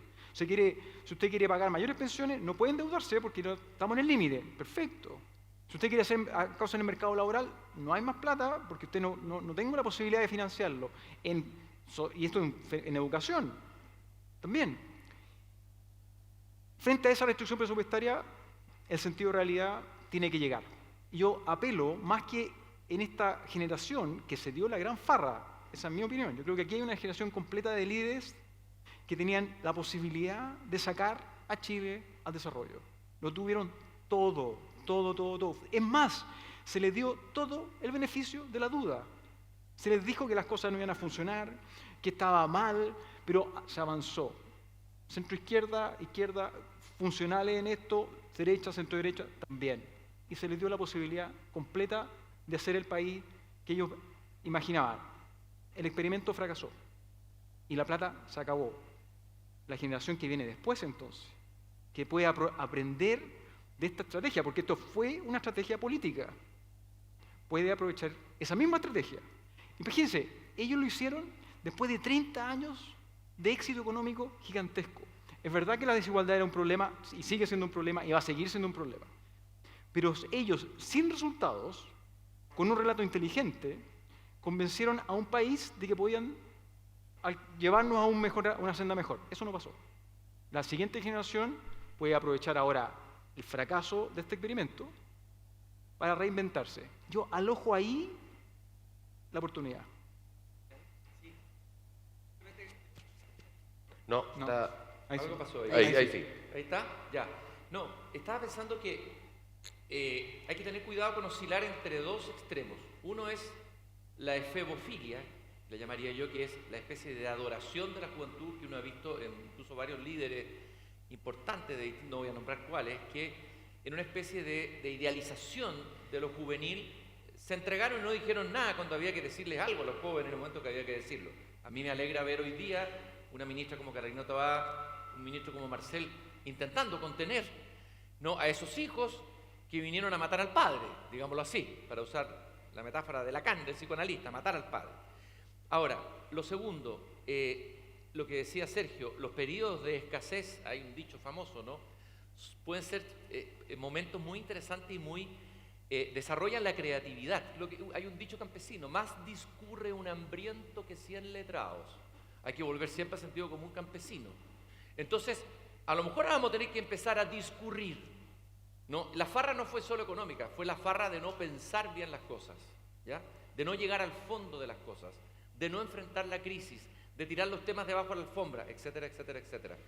Y fíjense ustedes, y con esto termino, que los momentos de pensamiento en sentido de saltos cuánticos en el pensamiento político que ayudaron a los momentos buenos de Chile, los 30 años, fueron momentos de crisis. Es decir, la renovación socialista, que fue un proceso muy interesante, que permitió la transición pacífica a la democracia, nació del sufrimiento de un sector de personas que estaban en el exilio, que habían visto a sus compañeros morir en el exilio y que hicieron de verdad un descenso, como el Dante.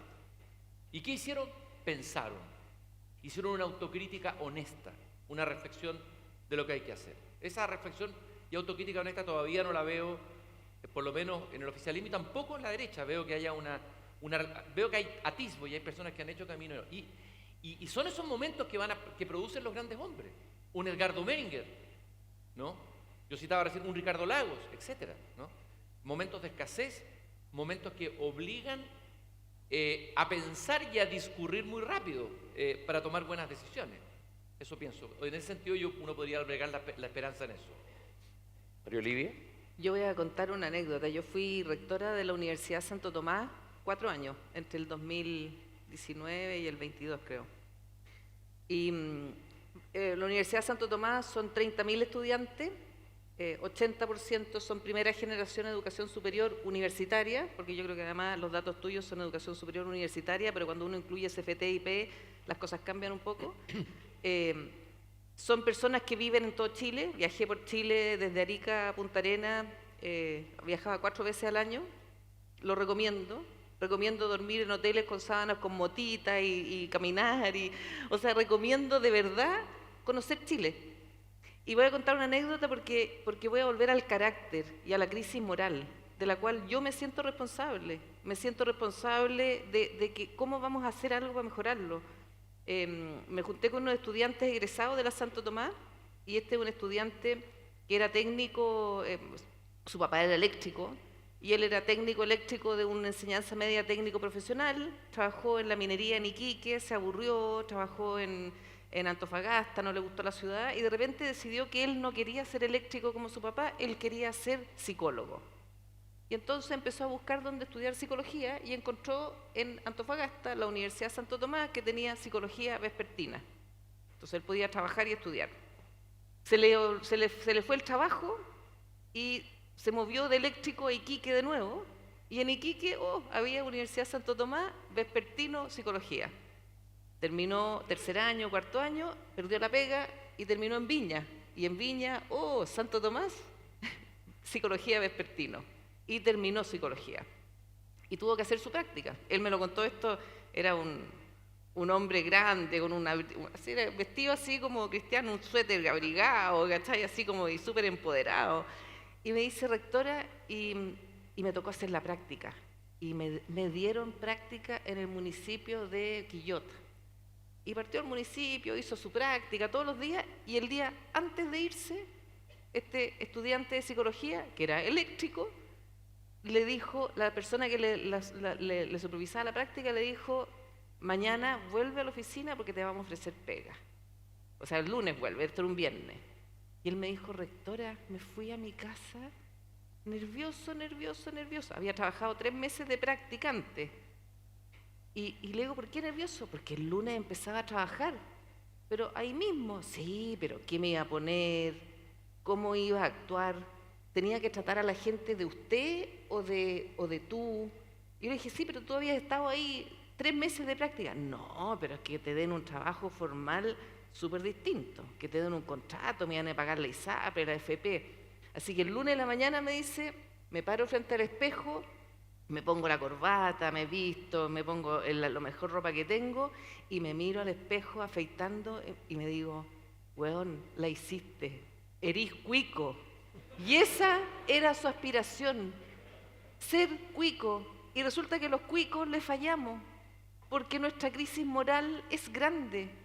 Cuando yo ahora yo que estoy media de tiempo libre, voy al supermercado en las mañanas y me topo con un montón de mamás con las guaguas, y súper bien intencionadas, no voy a apelar a nadie, pero se senta la guagua ahí, sacan el pan con una bolsa que van a pesar y tienen un pan aquí que le dan a la guagua, que no lo pesan. Eso es lo mismo que no pagar el Transantiago. Y nosotros sentados acá dicen, ¡ay, la evasión del Transantiago! Y el robo hormiga en el supermercado somos nosotros. Nos comemos una uva para ver cómo está, no la pagamos. Es lo mismo. Y ese estudiante de la Santo Tomás quería ser cuico pensando que nosotros éramos mejores.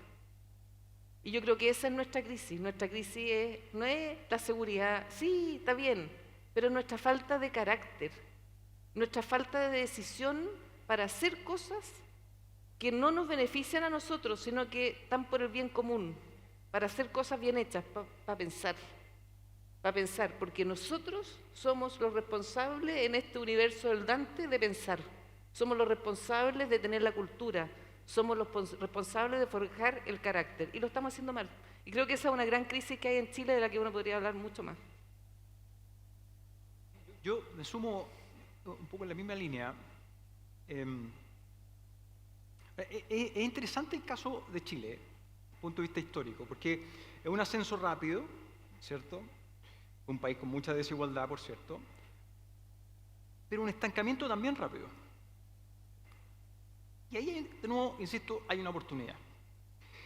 Si uno mira vuelvo a la historia, si uno mira los países que han logrado, digamos, en los últimos 100 años han logrado progresar en serio, de forma permanente, estructural, ¿cierto?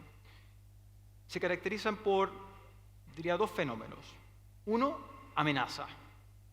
Japón, Corea, Finlandia, Israel. Es clave. Tener un referente. Amenaza es clave para efectos de generar carácter. Pues yo necesito tener un referente.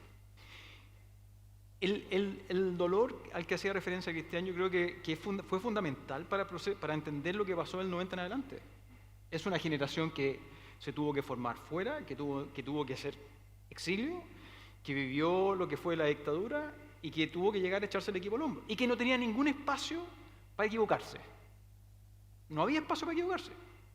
Recordemos que es una transición muy exitosa, pero uno se para en los 90, el general Pinochet no se fue para la casa. Convengamos. Por lo tanto, no tenían espacio para equivocarse. Había amenaza. Además, teníamos a Argentina que nos ganaba en todo, ¿cierto? Y estábamos acostumbrados a que nos trapeaban en el fútbol. Y teníamos este referente, el país que había sido, digamos, había sido rico hace años, que ahora estaba sufriendo, pero un país que era mucho más rico que nosotros. Y nosotros perdimos el referente.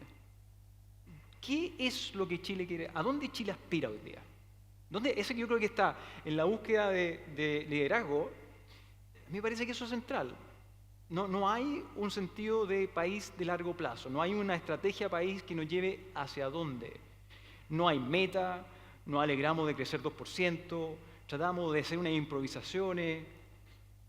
No sé si vieron, colegas míos se pueden enojar, pero lo tengo que decir. No sé si ustedes vieron hoy día en Mercurio, hay una tablita del informe técnico de la Comisión de Pensiones. Los números no suman 100. Pero es que es una vergüenza, lo siento. O sea, es que eso no puede ser. ¿Qué fue lo que pasó? ¿Cómo podemos aceptar una cosa así? Si yo tengo una distribución, la distribución tiene que sumar 100. Y los números dicen 100, pero no suman 100. Yo creo que nos falta un referente. Hemos sido laxos culturalmente, económicamente. Pero, de nuevo, existe una oportunidad. ¿Y dónde está el referente?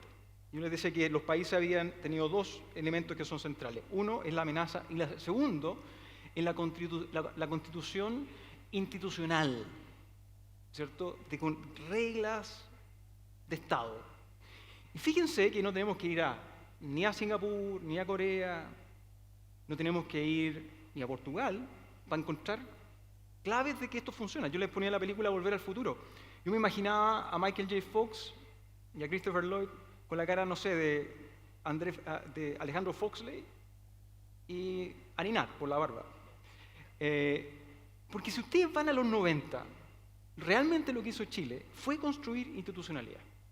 Esa fue la clave. Benninger. No estoy poniendo las dos figuras, digamos, los dos ministros de Hacienda, pero efectivamente Benninger en esto fue central.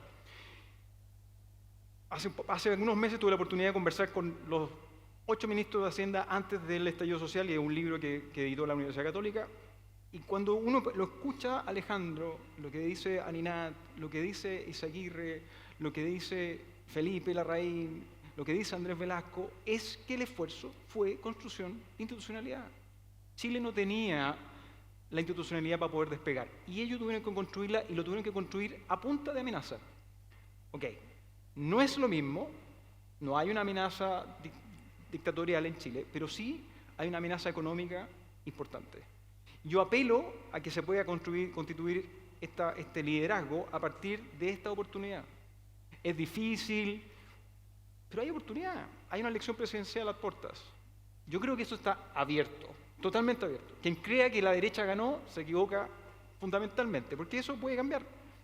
Pero para que esto ocurra, para realmente no seguir con la farra, esta oportunidad puede ser aprovechada por liderazgos inteligentes que utilicen la construcción institucional, no de Singapur, sino que de Chile no hace mucho, que terminen con esta ansiedad adolescente de una vez por todas. Paremos esta cuestión y que vuelvan de nuevo a subir los estándares. En la tabla los números tienen que sumar 100. Sorry, si no, no somos un país muy serio. Y yo creo que, insisto, ahí hay un ámbito en el cual nosotros todos podemos contribuir, pero no es que esta cuestión está perdida. Aquí hay una tremenda oportunidad, de la mano justamente de este estancamiento rápido que nos permite recordar que no hace mucho podíamos haber sido desarrollados. Eso es la apuesta. Cristian, ¿tú crees que la ansiedad adolescente del país está pasando o todavía no hemos estado suficientemente en el infierno para que eso pase rápido? A ver, primero, a veces dudo de que sea solo adolescente, a veces pienso que había una especie de infantilización de Chile. Hemos tenido momentos de verdadera infantilización, ¿ah? En el lenguaje, en la manera de comportamiento de nuestros diputados, de nuestros dirigentes políticos, en el delirio que fue el proceso constitucional, en que una parte importante del país cayó en un estado infantil, en una infantilización, ¿no? Los niños estaban ahí jugando hasta que le llegó la pasión por el orden de la mayoría del país que fue a votar y que ahora parece que no sé si va a ir a votar por todo este enredo que tienen los políticos, no sé, que no va a haber voto obligatorio, que ojo que es un peligro inmenso de nuevo, ¿no es cierto? Eso es una cosa. Y lo otro que creo que sería malo salir de esta reunión con la sensación de que Chile se jodió. Esta frase sacada de Mario Vargas Llosa, que he citado tantas veces en relación a Perú, he escuchado decir a mucha gente, Chile se jodió. Y me preocupa cuando uno escucha gente de nuestra élite decir, Chile se jodió. El otro día en una comida, con amigos muy cercanos y muy queridos, todos hablaban que uno tenía el hijo no sé dónde, no digo que no haya que mandar los hijos para afuera a estudiar, pero que ya estaban pensando en hacer su vida completamente afuera, digamos, como diciendo el país se jodió. Aquí hay que decir no, señores, Chile no se jodió. Y necesitamos una élite comprometida que ame su país, que sea capaz de jugársela, que sea capaz de asumir roles en el servicio público, roles en la política, etc. Pero si todos empezamos a decir que Chile se jodió, eso va a cumplirse, ¿no? Y me parece muy grave, que la élite política y empresarial y cultural, digamos, ya asuma esto como un hecho, ¿no? Y tiene que ver con un estado de ánimo. Los estados de ánimo son muy importantes en los países.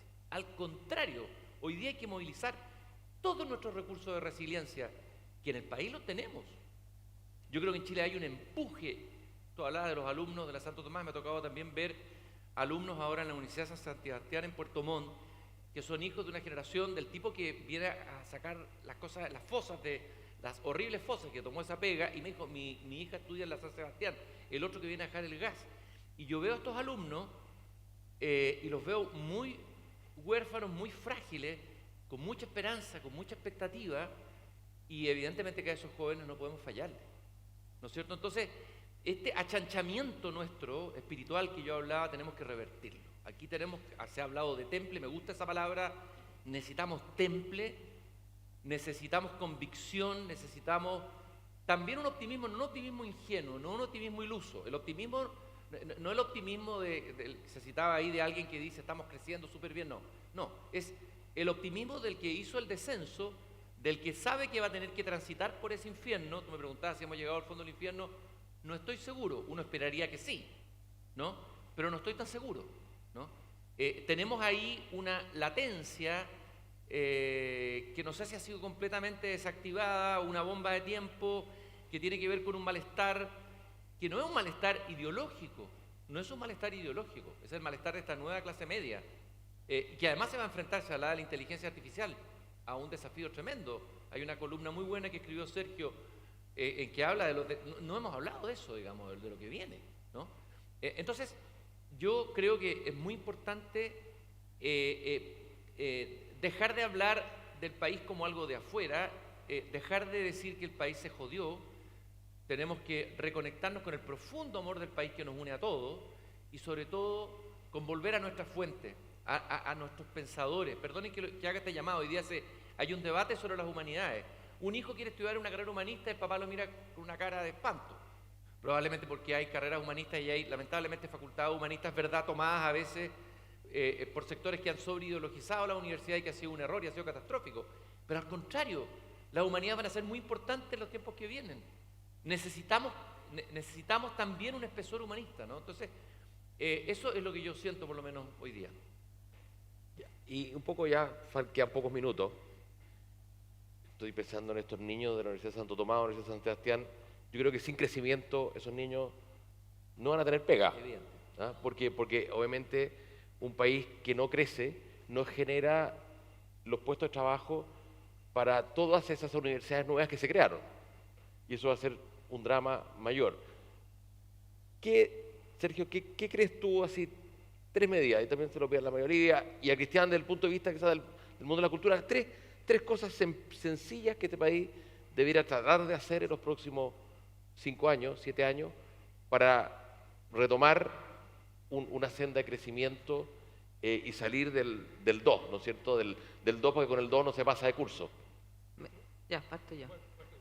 Educación, 100%. Educación básica, media, preescolar. Educación. Yo creo que la educación superior está relativamente estable, pero educación básica, media y superior. Pero si no hay plata, tenemos que sacarle plata No, a la hay que educación reasignar. superior para darle a los otros. Mira, ¿o no? yo fui subsecretaria de Hacienda y debo decir de que terminé mi periodo con menos amigos y amigas de la que tenía cuando empecé, y encuentro que ese es el KPI de la pega bien hecha.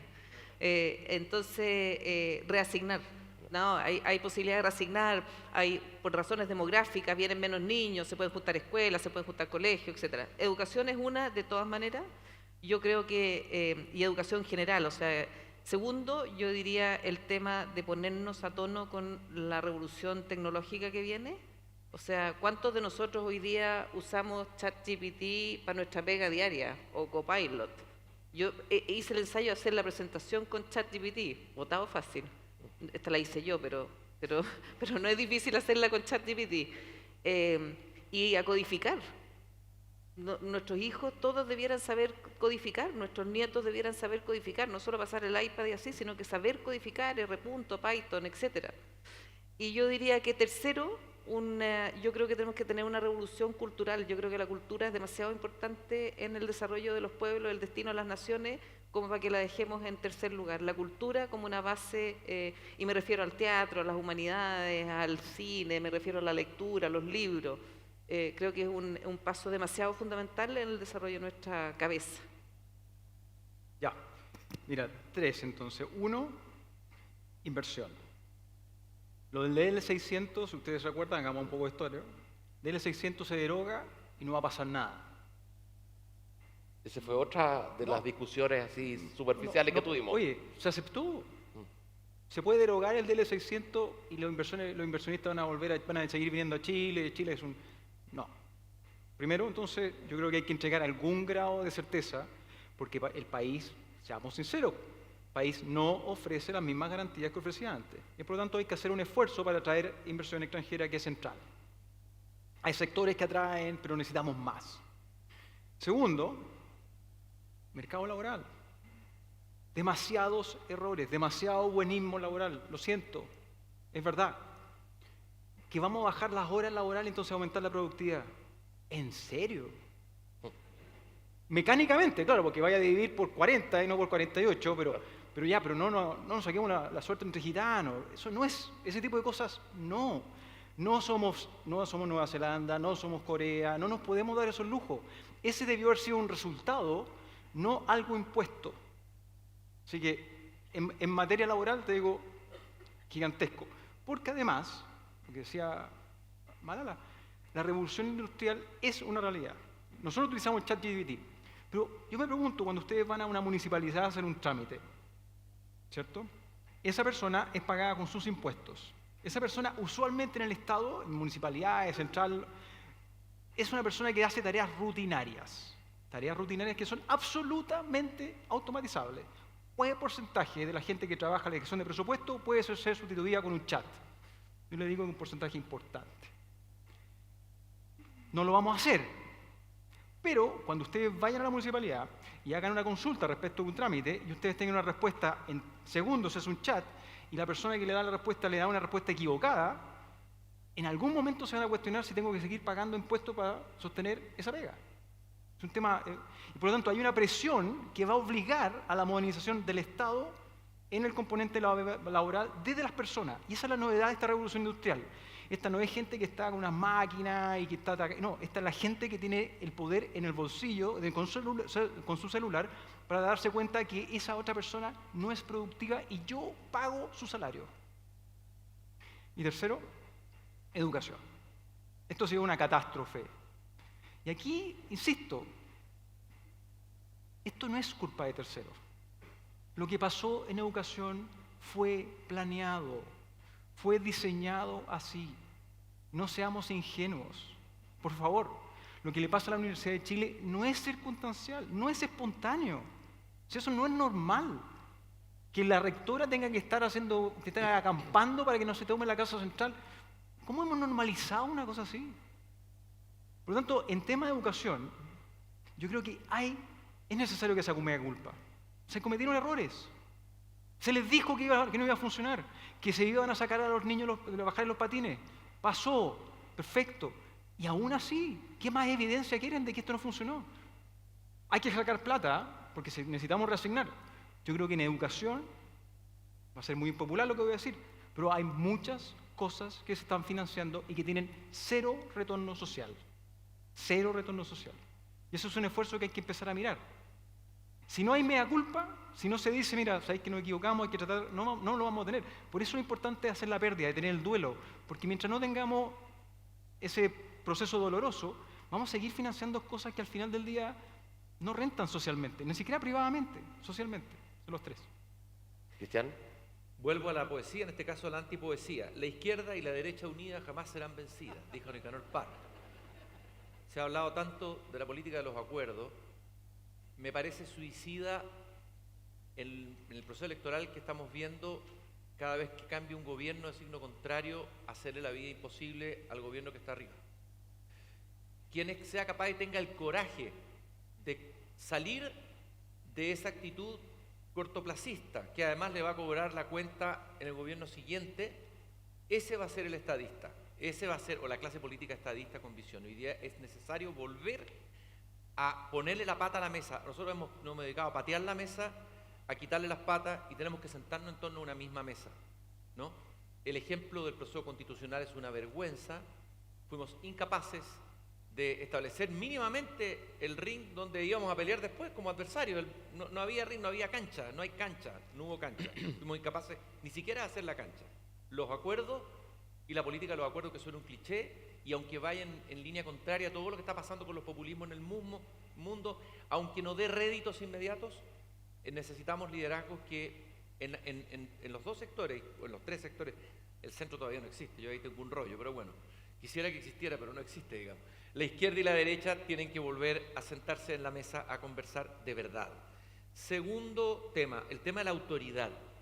Aquí, espero que no se me entienda, no estoy hablando de autoritarismo, el recuperar el sentido de la autoridad. Carlos Peña tiene reflexiones interesantes sobre esto, cómo se ha perdido el sentido de la autoridad. El caso de la Universidad de Chile es un caso. Recuperar la autoridad, pero la autoridad en el sentido pleno, es una autoridad que produce admiración, que dan ganas de emular y que es respetada y que cuando tiene que exigir algo, respeta. No una autoridad con culpa. Se hablaba acá de por qué los niños, o las niñas, digamos, vinieron a incendiar la pradera. Porque olieron una culpa o culpilla en sus padres. Algo hicimos mal, ¿no? Tenemos una culpa. Esa culpa, cuidado, puede ser positiva la culpa, pero puede ser muy negativa y te puede debilitar. Y tercero, bueno, voy a insistir en algo que partí del comienzo y creo que todos hemos insistido, el coraje de descender, la capacidad, no tenerle miedo a hacer este descenso. Siempre los duelos, todas las de duelos son difíciles, pero lo peor es un duelo mal vivido, un duelo que se tira debajo de la alfombra, ¿no? En que predomina la negación.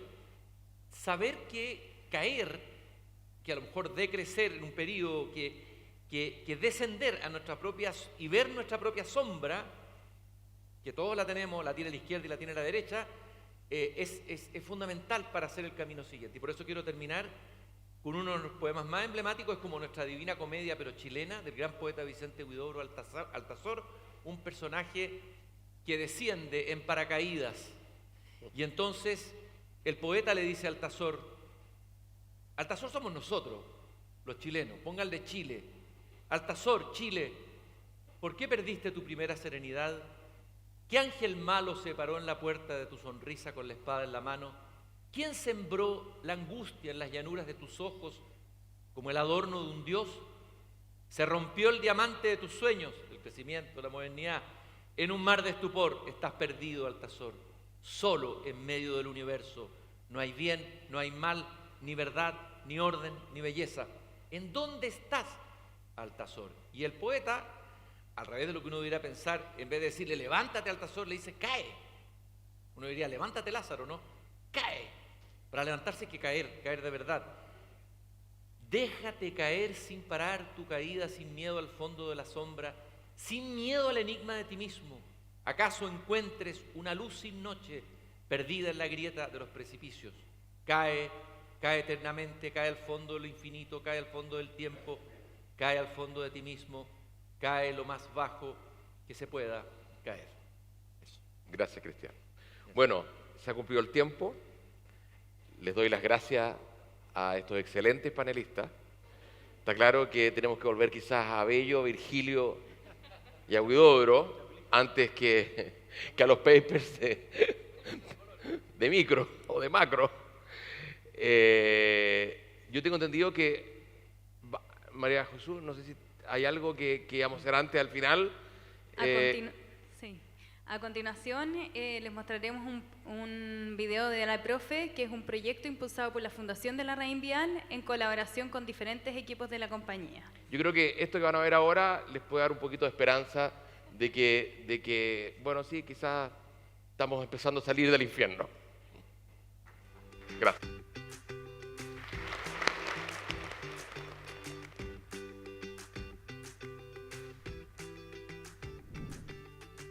La plataforma Dale Profe creo que es una plataforma pero fantástica. Nos permite a nosotros, que somos profesores de colegios que tienen cierta vulnerabilidad, poder acceder a materiales de calidad. Cuando los profes llegan con un juego nuevo, actividad nueva, yo siento felicidad porque puedo ayudar a los niños a jugar, a divertirse también en clase y pueden aprender.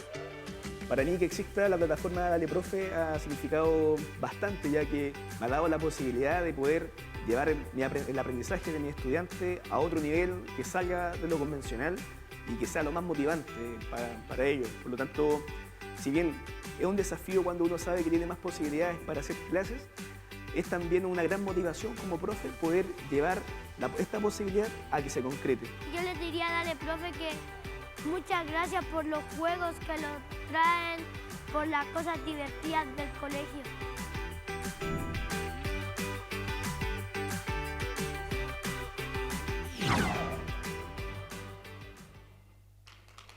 Muchas gracias. Muchas gracias a todos por su asistencia el día de hoy. Les pedimos, por favor, contestar la encuesta que les haremos llegar a su correo, ya que es muy útil para nosotros. Muchas gracias.